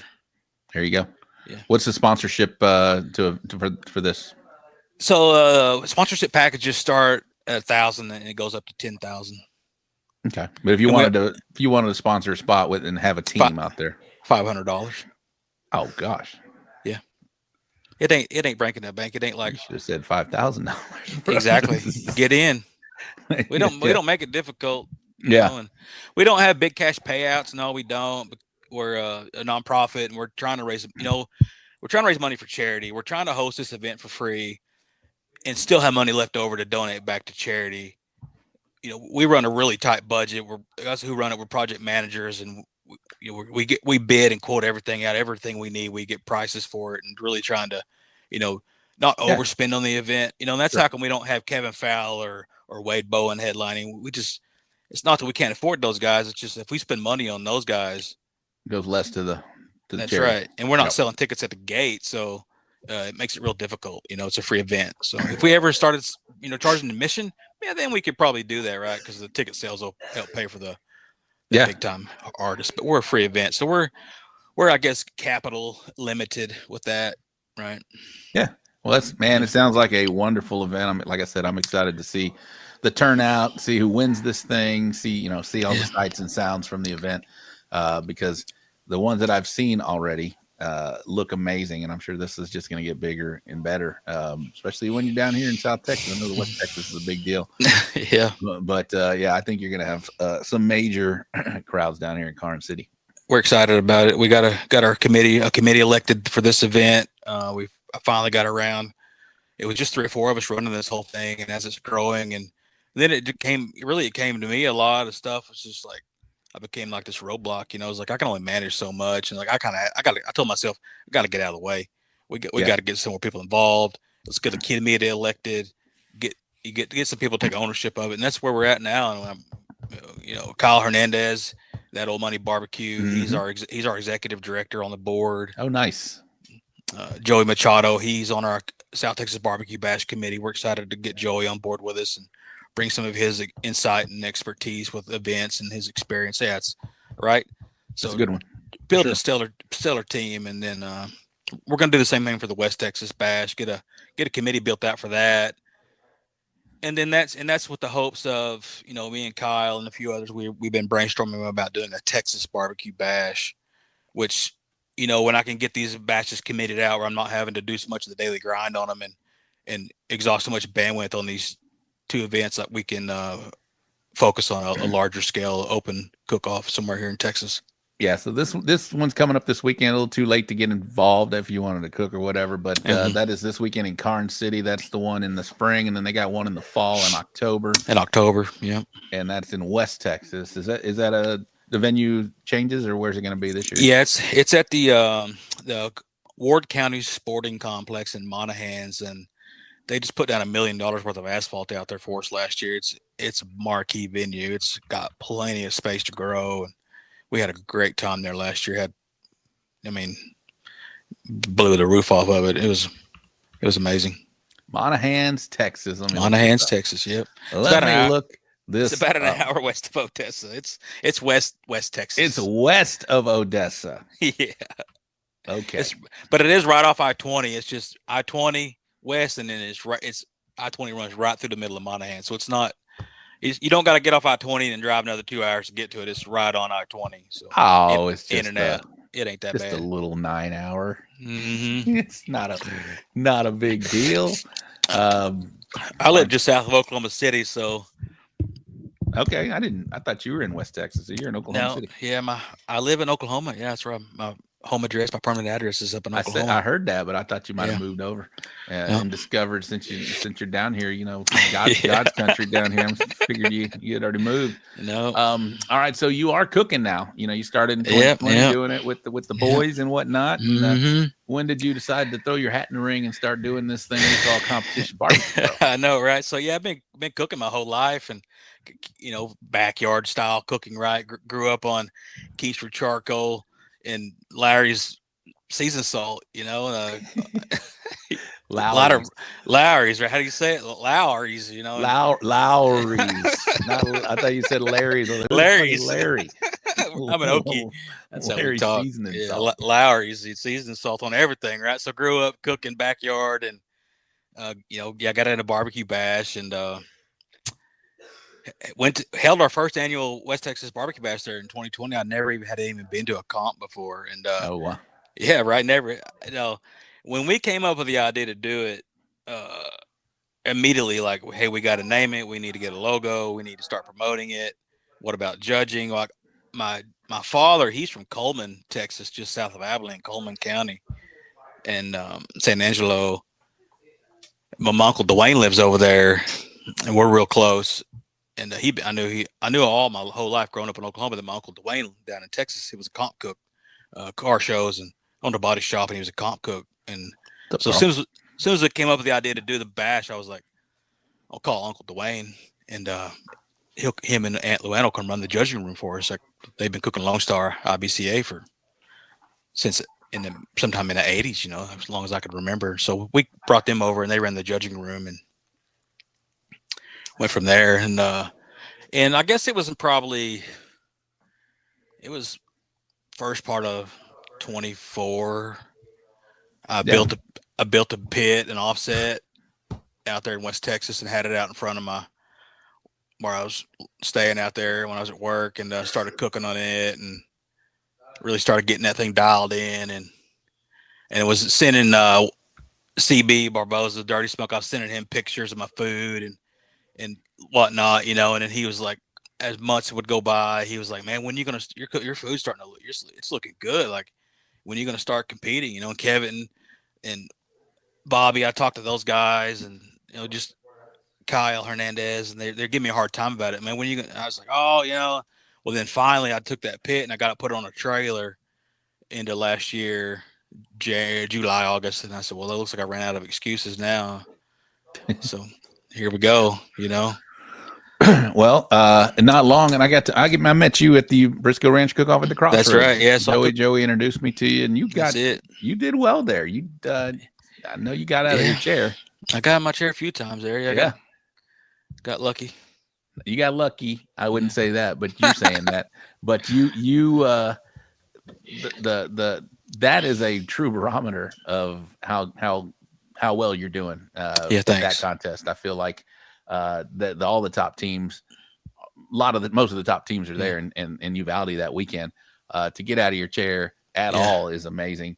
But you didn't do it once. You did at least a couple times that I saw. 3 times. 3 times. Yeah, 5th overall. 5th overall, bro. Yeah. That is solid. So that tells me you can compete anywhere in the state. It was one of the most surreal moments of my life, Rob. I'd cooked Cowboy there in Midland with Aaron Leslie. Mm-hmm. Broke the ice there. Went and cooked Cowboy. Train wreck of a cook. Lucky Kyle came out and helped me. I was a nervous wreck. My first cook, the great thing about the barbecue community, right? And a lot of cooks there knew that it was my first cook, and everybody was there to help me. What do you need? What do you need? It was learned so much there. I learned so much in that one cook. Just guys coming over, helping me, showing me. I was like, the barbecue community, as everyone knows, is the best community there is in any competitive sport. It's pretty special. It's pretty special for sure. So being a promoter, I'd heard so much about the Briscoe, how highly touted it was, and it won, a cook-off event of the year. I wanted to go check it out. I was going to go check it out anyway. I was going to go experience it because I'd heard it's on such a large scale, and I wanted to go check it out. And then I was like, shit, I guess I'll just go cook it, and they stuck me way back in the back there all by myself in the corner. And luckily the guys next to me, West Texas Smoke, had a golf cart because I'd have been hosed. It was half a mile walk from where I was at. And I was able to hitch rides with those guys. Yeah. Was back there in the back, got that first chicken call, and was like, I wasn't even really paying attention. I was just shooting shit with Bobby and Kevin, and hell, I was waiting for their song to start playing. Look up to those guys. I know they're solid cooks, and all of a sudden, Bobby punched me in the arm. He was like, "Bro, that's your song," and I was like, I just floated up to the stage. I didn't even feel my feet on the floor. It was like that rush of adrenaline is just like still chasing that high. It was like that was amazing. I'll never forget that. To be 48 years old and have an experience like that, still have those emotions. It was amazing. Like I was living. It was special, man. It was special. Those big moments, especially the ones that cool, man. You're gonna ingrain in your memory. You're gonna remember that. You're gonna remember that. 10 years down the line, if you're doing one of these, and you're like, "Hey, tell me about one of your first big walks." You're gonna remember big time. That. Yeah. Chicken call to Briscoe. I was hooked right there. That's when I was hooked. Well, it didn't take you long to get your first GC, man. Just a couple weeks ago, you were in Stockdale, Texas. Yes, sir. Talk about that weekend, man. That's pretty special as well. Your first GC.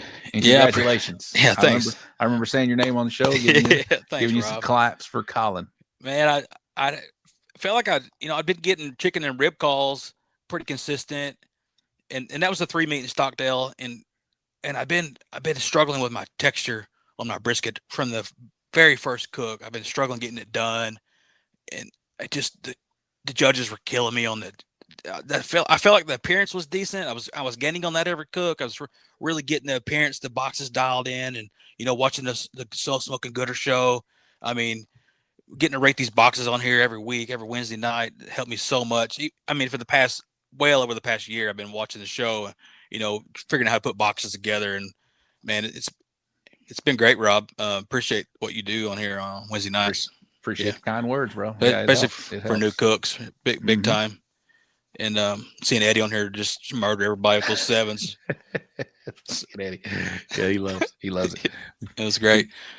But finally got that texture down there at Stockdale, and I was cooking near CB and let him try it, and he was like, "That's good, bro." And so we ran it and turned it in, and it was tight, and I got a 7 chicken, an 8 rib, or 8 chicken, 7 rib, and Donnie Howard with Crooked D Cookers, he had some good calls, and there was another cook that had got a first place chicken and a first place rib. And then when he got that first place rib call, I was like, "It's a wrap.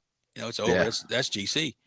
And then, but that kid, he didn't get a brisket call, and they get down to 3rd place. And I think that Donnie got like a 5th or 6th or 7th brisket, and we knew he was in the money, and there's a bunch of people had got some decent calls, and they get down there and go for first place brisket call, and dadgum, they don't play my song. And I was like, nice. Boom. I was like, let's go. And I still didn't know. And I was like, gotta be up there somewhere. Right. So you're sitting with a 1, 9, and 8. And that other gentleman had a 1, 1 and no call. He could have had an 11. That's right. Where did that gentleman end up? He ended up with a 15th brisket, 3rd overall. Oh, that's a killer. Yeah. And Donnie was RGC, and then when Donnie's song played, I was still sitting there in my chair with that first place brisket trophy, and CB was sitting next to me. I was afraid to stand up. CB was like, "Bro, you're the only one left." And I was like, I don't know what to do. That's special too, man. That's special, awesome, bro. Especially have your boy CB there with you. Yeah, man. Donnie's a good dude. Good dude, man. Twisted D cookers there. There he is. Great guy. Great guy. You didn't say his name. That's the week you had baseball. Oh, I didn't say his name.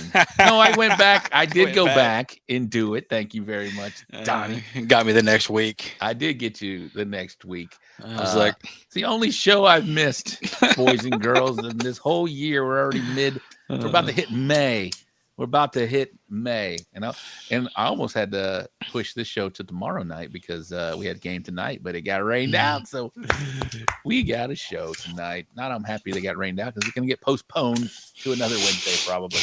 All right, brother. You know about this? Yeah. Mount Rushmore. Oh man, it's Hold on. Let me get some music going. I play the music. I got to play the music before Ty yells at me.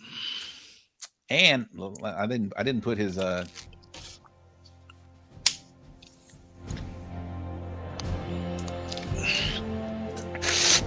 Oh, it's such good music. Gotta love Ty. Where's Ty? Cabo? I think Ty's happy in Cabo.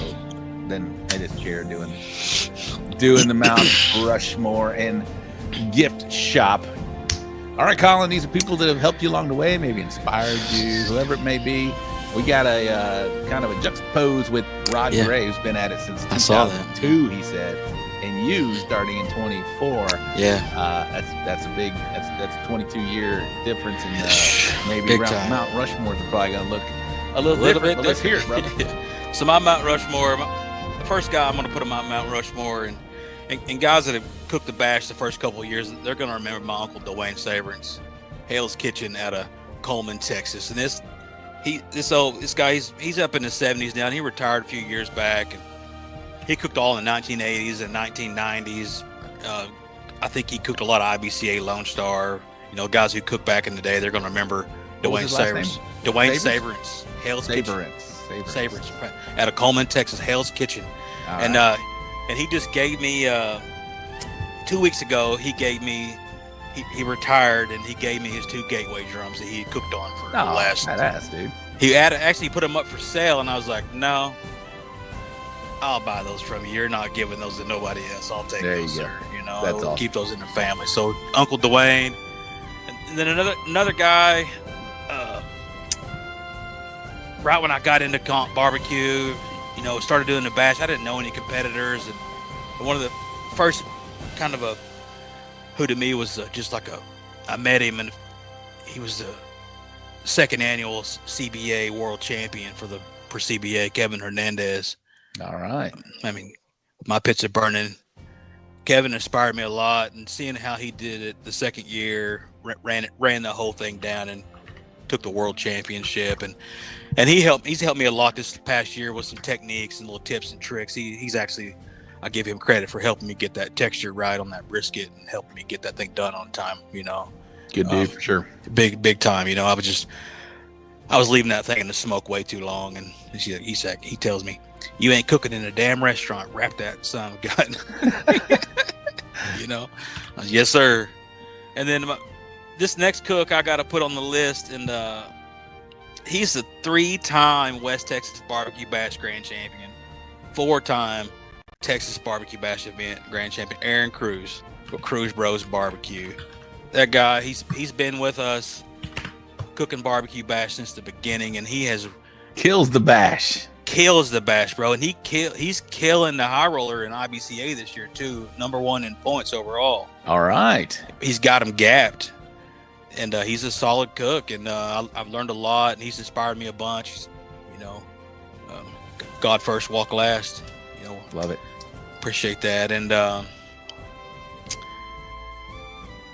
Aaron Leslie, I got to put Aaron Leslie on my Mount Rushmore. Team Old Dust. I was cooking out of West Texas, and Aaron, he got with me after the Briscoe and brought me on Team Old Dust. And I run majority of all my cooks are Old Dust products. So if Aaron, if you're on the show, man, I appreciate what you do for the barbecue community. And I haven't seen him in here tonight, but that's good. And then you got a gift shop almost on the mountain. Got a nice little bobblehead in there, which is the best part. CB Barboza, Dirty Smoke. CB Barboza. I'd like a CB Barboza bobblehead. That'd be that'd be pretty solid. All right, your Collin's Mount Rushmore is Dwayne Severance, Kevin Hernandez, Aaron Cruz, Aaron Leslie, and in the gift shop, Mr. CB Barboza. That's a solid list, my man. Now this is the one that you're gonna break some hearts here, maybe. Yeah, I know. You're gonna break some hearts, but you got a barbecue homie, and you got somebody almost. He's in the gumball machine. Yeah, my barbecue homie is he lives in Colorado, and his name's Brian Cromer, Karma Cook, Colorado, and he is the head cook for the VIP for Texas Barbecue Bash. This guy's he's the master chef. He's competed in Europe and Germany. He's competed worldwide. Brian Cromer, Kromer, Cromer, Brian Cromer. He lived all over the world. This guy, he's just an encyclopedia of knowledge. He's taught me so much about different cuts of meat and how to deconstruct a ribeye. And this guy's he's amazing. And Brian Cromer. All right, and somebody that's almost your barbecue homie. He's a nickel gumball. That old money barbecue. Oh, Kyle Hernandez. Yeah, he's my homie still. There ain't enough for the homie list, There's we got too many homies, and I know there are. You're right. I talked to Brian Cromer with Karma Cook. I probably talked to him on the phone and text, WhatsApp more than anyone. We're nonstop, just talking food, Yeah. Love it. All right. Well, you ready to rate some boxes? Let's do it. Let's break some hearts. Eddie ain't on here tonight, so I got to fill his shoes. Eddie's not here tonight, but we do have a few boxes. We're gonna go 20 more minutes on the show. This has been great getting to spend some time with you, Collin. Your barbecue journey is just starting, man. Let's go. You already got some big wins under your belt. You got GC already under your belt. You are well on your way, and you got a good group of guys that you got to call upon, man. This is awesome, man. And I'm blessed. I'm fortunate. We're very fortunate. Very fortunate. Gift shop shaking my head. Yeah, I think he made me the box runner. So there you go. All right, we are going to rate some boxes. Let's see where Ty has his rate my box music.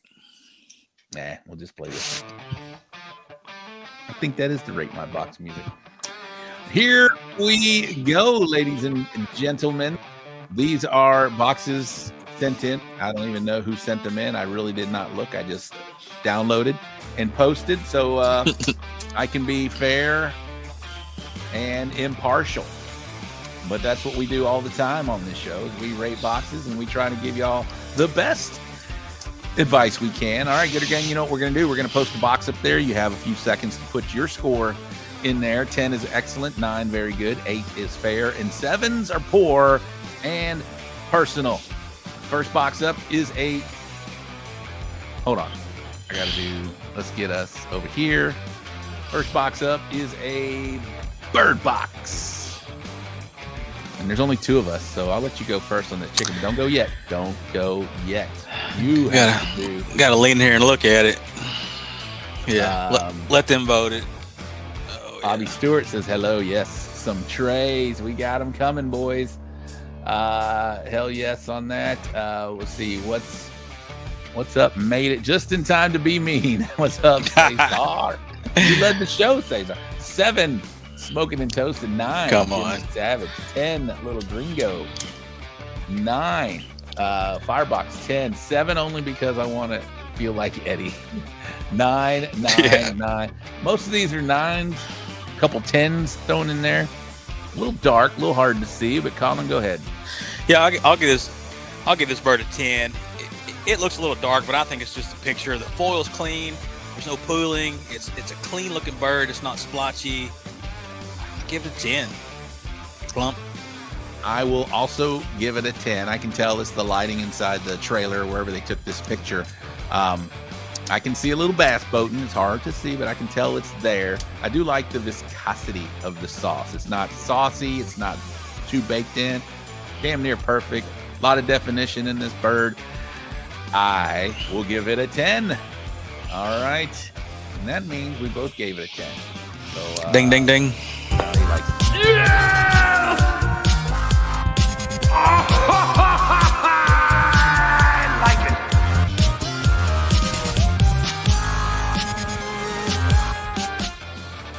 Okay. We get to play with Ty's buttons. That's good. That's good. All right. Next up, we got us a rib box.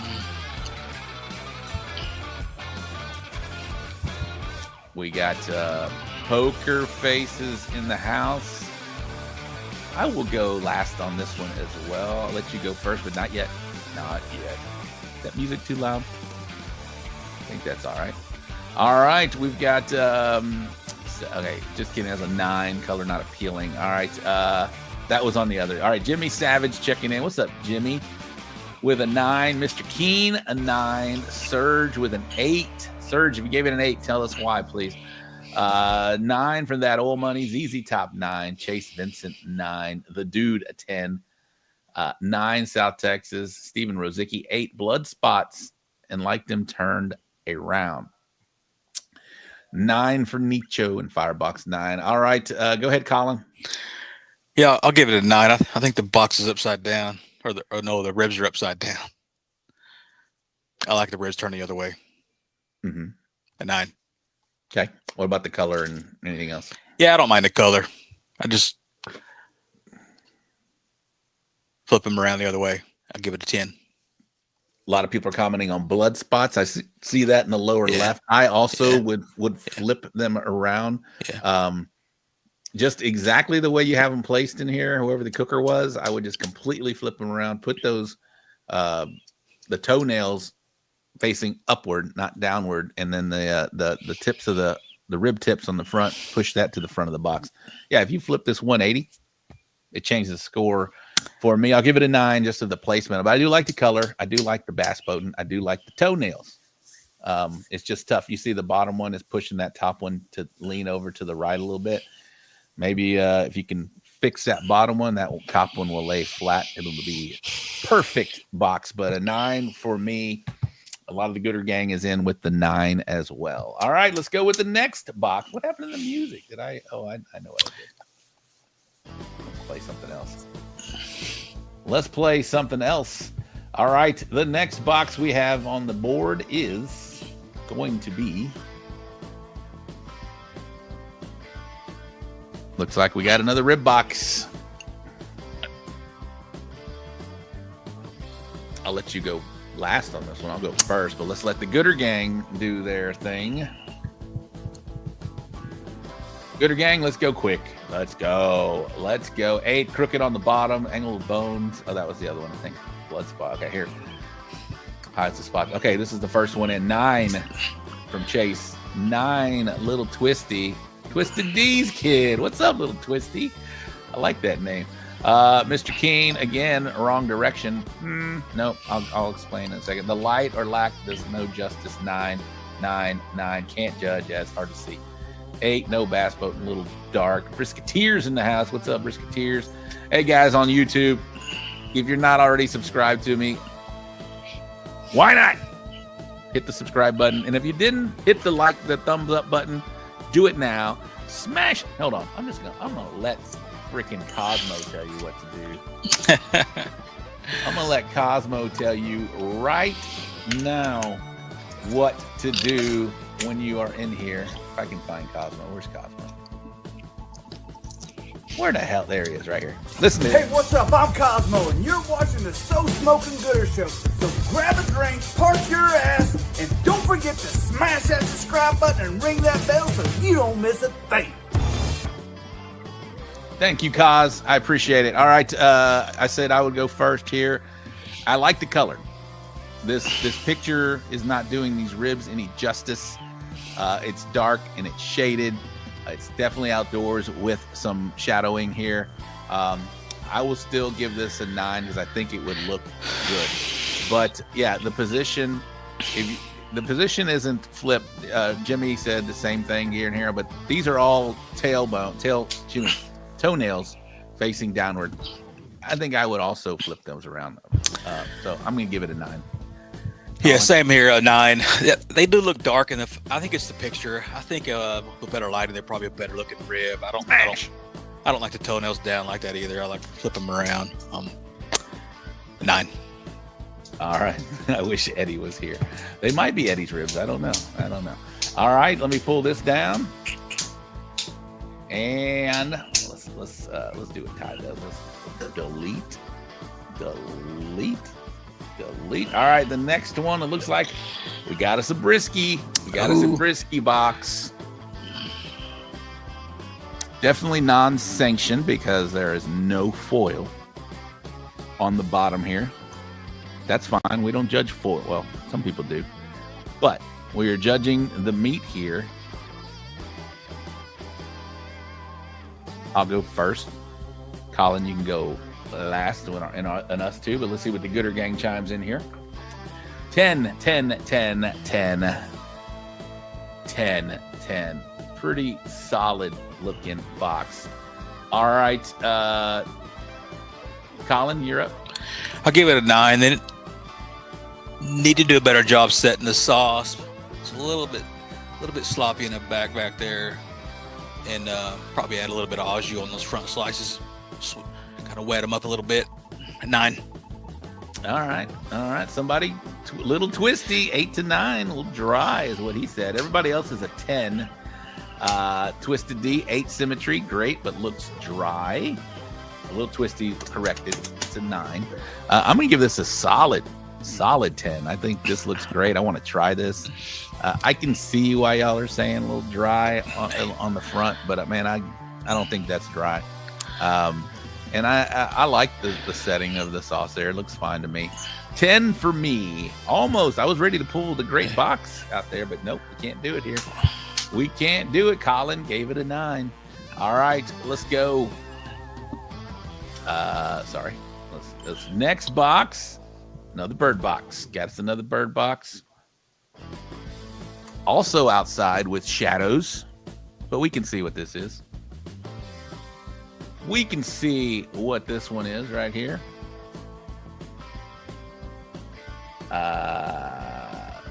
Twisted D and Little Twisty. I like it. Twisted D and Little Twisty. All right, Gooder Gang, do your thing. Let's get some scores on this bird. 7, 2 burnt. I don't see that. 9, Team Wingtip. 9, the dude. 8, looks like part of her is sunburnt. Bad lighting doesn't help. It would be a 10. Okay, so I guess he's giving it a 9. 7 looks burnt. 8, Samantha. 8, too dark on the wing. I've said it on this before. If you're going to burn anything, burn that little wing tip, man. That's what it's for. That's a good barometer. So, I mean, if you're going to put a wing tip on there, are you team wing tip or team no wing tip? Team wing tip, baby, all the way. Yep. Take it off. That'll put that chicken from an 8 to a 3. Just messing with you. All right. I'll go first here. A little splotchy on the sauce in that middle right there. This is why I don't like wingtip, boys and girls. That thing is covering up way too much of the breast. It is. That's. I don't want to see a wingtip. I want to see the breast on this bird. I want it to be proud. I want it to be sticking up. I do like the position of it, the definition of the bird. All 10. This wingtip is covering up too much. If you're going to leave a wingtip on there, see if you can tuck it back, kind of like parallel with the wing itself. But that splotchiness in the middle, I can't give it a 10. It's a 9 for me. Go ahead, Collin. Yeah, 9, same. I think it's just a bad photo, but I don't like the color of this bird. And need to clean that foil up a little bit over there in that corner back there by that drumstick. 9. I love it. My boy's a foil guy. Let's go. Next one. They could have set that wing right where the bald spot is. Yeah, 100%. That's what I'm saying. Set it there.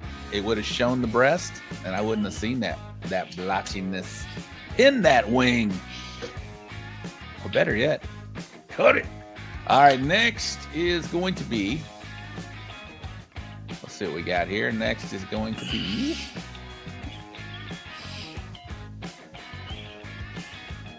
okay, so last week when Greg Minotti was on, we were talking, and I'm not saying this is his box because it's not his box, but we were talking about the event that they did. It was the Galveston County Triple Crown. They said they had to turn in 8 thighs in a box. And here's an example of how they do it right here, because 8 thighs in a box is very difficult. So those definitely are trimmed down quite a bit, and they're kind of cascading here. So again, this is non-sanctioned. Just judge the chicken here and see what you guys and gals think about this. Oh, Firebox said that was his bird, 4th chicken. Hey, I don't doubt it. It was a 9 ain't gonna kill you, bro. I'm sure it was good. I said what I said. 9 needs a little cleaning. 9 Samantha Cherry, Jimmy Savage is 10. ZZ Top 9. 7 looks like mine on a bad day. Twisted D 9. Chase 9. 9 splotchy sauces, but good sizes. Yeah, the symmetry is very good on this. 8. Make sure you have sauce on there evenly. Looks splotchy, especially on the sides. Yeah, and I would like, since there's no foil to like hide that mark right dead center, I would like to clean that up. I'm gonna go here. I do like the cuts. I like the viscosity. However, it is a little too splotchy for me. I'm gonna give it a 9, almost a 10. On the left side, thighs 2 and 3 they're not the same, but on the right side they look perfect. So I'm gonna give it a 9. Can't give it a 10. Go ahead. Yeah, I can't give it a 10. I'm going to give it an 8. It looks like is that a fingerprint right there on that thigh, second from the left up on the left side? Yeah, could be. And a little splotchy on the sauce. I'm not a thigh guy. 8. All righty then. Are you turning in halves, Collin? Halves, yes, sir. Anything else in the box with a half? Old school, baby. Straight halves. Wingtip. Old school from 2024, baby. Yeah. Like my Uncle Dwayne showed me. There you go. From 1985. From 85, bro. Okay. Let's pull this one down. I'll see how many more boxes we have. We only have 5 more minutes left in the show, so we'll get out of here. I'll let you go last on this one, Gooder Gang. Do your thing. Let's see if I got any more boxes. I think I do. If Eddie's watching, no problem, brother.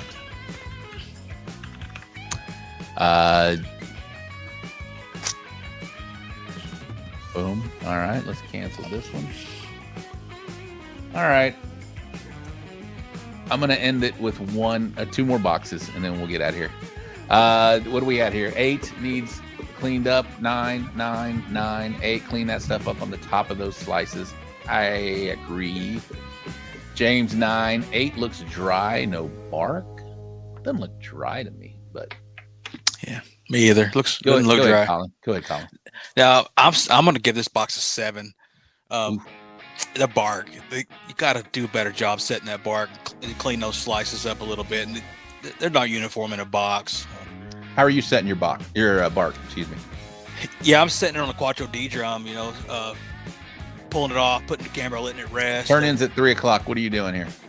Turn-ins at 3. I'm coming back from rib turn-in. I'm pulling that brisket out of the Cambro, getting it up on the boards, getting my sauce out of my warmer, glazing it up, putting it on that Quattro D, and setting that sauce 15-20 minutes, getting it set up good, and then bringing it back to the board and letting it rest, and go to work, start boxing. All right, 8th place, Alvin Music Fest. Almost 200 teams out there for Rozicki. It looks delicious. We're rating appearance. Looks okay. I'm gonna give it an 8. It is just that top, man. If you just clean that up a little bit, but it does not look dry to me. It looks very edible. I'd want it. Eddie's not here, so I had to give at least one box of 7 tonight. I'm sorry, whoever box that is. Eddie, you should be proud. The slices are uniform, though. I mean, it looks great. I mean, just set that sauce a little bit. You got 10s, baby. All right, we only got 2 more boxes left for tonight, and then we are going to get out of here. While I am loading, it's not going to take long. Hang on a second. Got them right here. We got 2 more boxes. We're going to have a brisket box and a bird box, and then we're going to get out of here.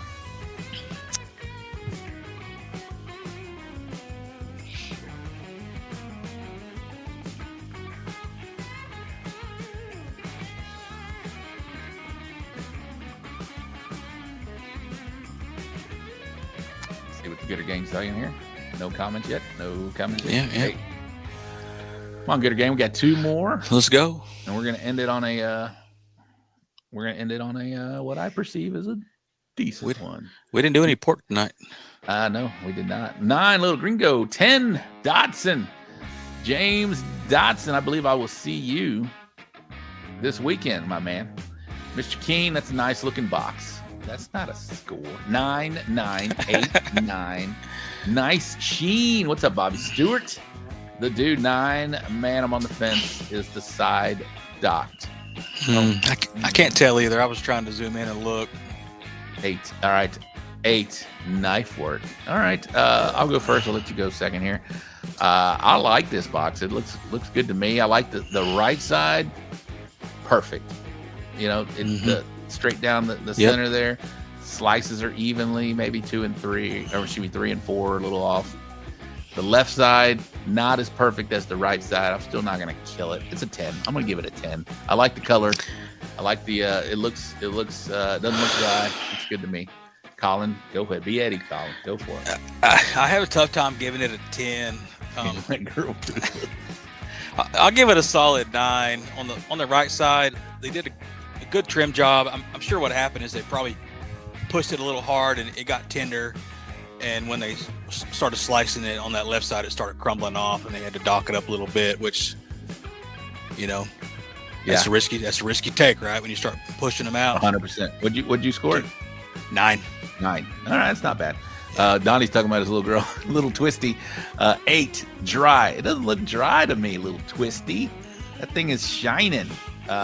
Craig. What's up, Craig Kittimer? That's my box. That's how you do it, boys. Did I score it yet? It looks delicious, Craig. I gave it a 10. It looks delicious. And we got one last box before we will get out of here. Shout out to our guests tonight, Mr. Rod Gray and Collin McElrath. Elrath? How do you say it? McElrath. Golly. Been murdering it all night. You don't let me go the whole show and just not say a word. I've been called worse by better. McElrath. That sounds better, actually. Yeah. All right. We got to say bird. I don't mind the wing here because it's right in the center of that little of that little joint, right, where the breast and the thigh come together. I'll be quiet, though. I'm sorry. Got some scores. 10 is a little twisty related to Eddie Morales, possibly. Twisted D, 8, 10. I like that. 10 all day. 10. I like how they push that wing down. Okay, all right. I'll go last on this one. A lot of 10s. Yeah, I'll take it. Love the bass boating. Whoever's box, claim this because it's beautiful, and this is what we're going to end the show on. Go ahead, Collin. Yeah, I like this bird. You know, I'm like you, Rob. I'm a baked on sauce guy when I'm cooking these comps. I'm trying to 100%. I'm trying to bake it on a little bit on that drum and get it. But I love the look of these birds too. All not shined up. It's a 10 all day. It's a solid 10 for me. It's a beautiful bird. Good job, whoever box this is. This has everything for me. Definition. The sauce viscosity looks great. The bass boating looks great. Even the wingtip, it's there, but it's not. It's right in between that joint where the breast meets the thigh. It's there, but it's hidden. It is still showing that beautiful chicken breast with the color I really love. This. Yeah! I like it.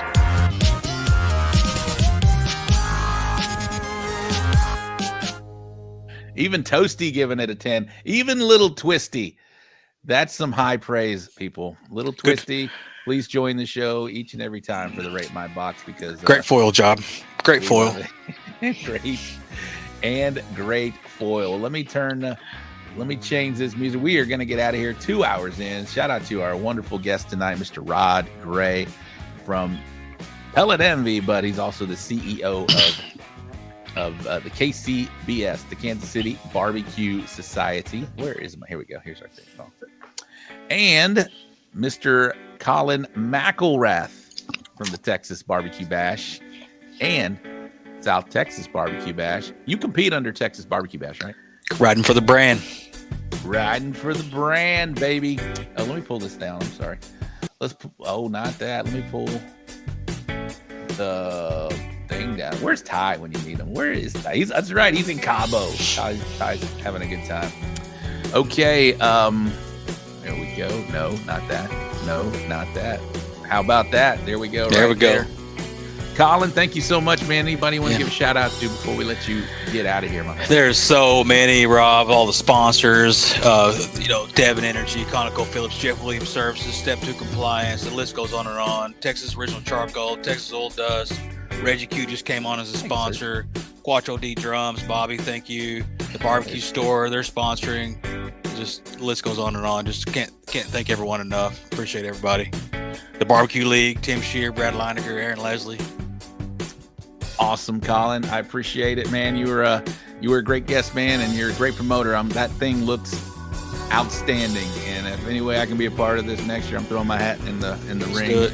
And I'll try and bring a sponsor on for myself because it's definitely a great thing you got going on for the public, man. Like you said, it's free of charge. You're out there doing it for the community. Best of luck to this week's event, but I know it's going to go off without a hitch, man, because you guys, that thing just looks like a blast, bro, and I'm excited to be a part of it. Hopefully next time you got it going on. I don't know about that 10-hour trip out to West Texas. I'm talking next year here in Carnes. In Carnes City. All right. Well, I'm going to drop you down. Just stick around real quick, and we'll get out of here in a second. Okay. Well, that was Mr. Collin McElrath from West Texas Barbecue Bash, or just the Texas Barbecue Bash. He does one in fall, in October, in West Texas. He's doing one this weekend coming up in Carnes City. It's the South Texas Barbecue Bash. Looks like a blast. I know a lot of teams are out there going to cook it this weekend. I will be in Lampasas, Texas this weekend. So if you want to come and see me, come on and play with us in Lampasas. It's a CBA event. We're going to have a good time out there. Hope to see you. If you do come out there, come say hi. That's going to wrap up tonight's show. Shout out to Rod Gray. Shout out to Collin. We missed Eddie Morales tonight. I don't think he's going to be on next week either. Ty will be back from Cabo, so we'll have Ty back on next week. Next week, we will have Joey Smith, and I believe he's going to be in Cabo, but he said he's going to check in with us for sure. But we're going to be talking about the Texas Chrome Heroes Foundation. We're also going to have Jen Lee. She's going to come on and talk about the Danny Dietz Memorial Classic. So we'll have Jen and we'll have Joey. next week talking barbecue. All right. Shout out to the Gooder Gang. All y'all hanging out with us a little 2 hours long tonight. I appreciate it. Where did Surge comment said, I still got it. Yeah, it's doing it by myself. Appreciate you, man. Thank you very much. And Surge has a great show on Monday. All right. Well, that's going to wrap it up for tonight's show. We'll see you next Wednesday right here at 8 o'clock. You know where to be. And if you haven't did the thumbs up, what the hell are you waiting for? And if you haven't subscribed, please do. We would love your subscriptions. All right. That's going to wrap up the show tonight. Close us out, Case. Good night to all of you wonderful people in Barbecue Nation, Q2, California.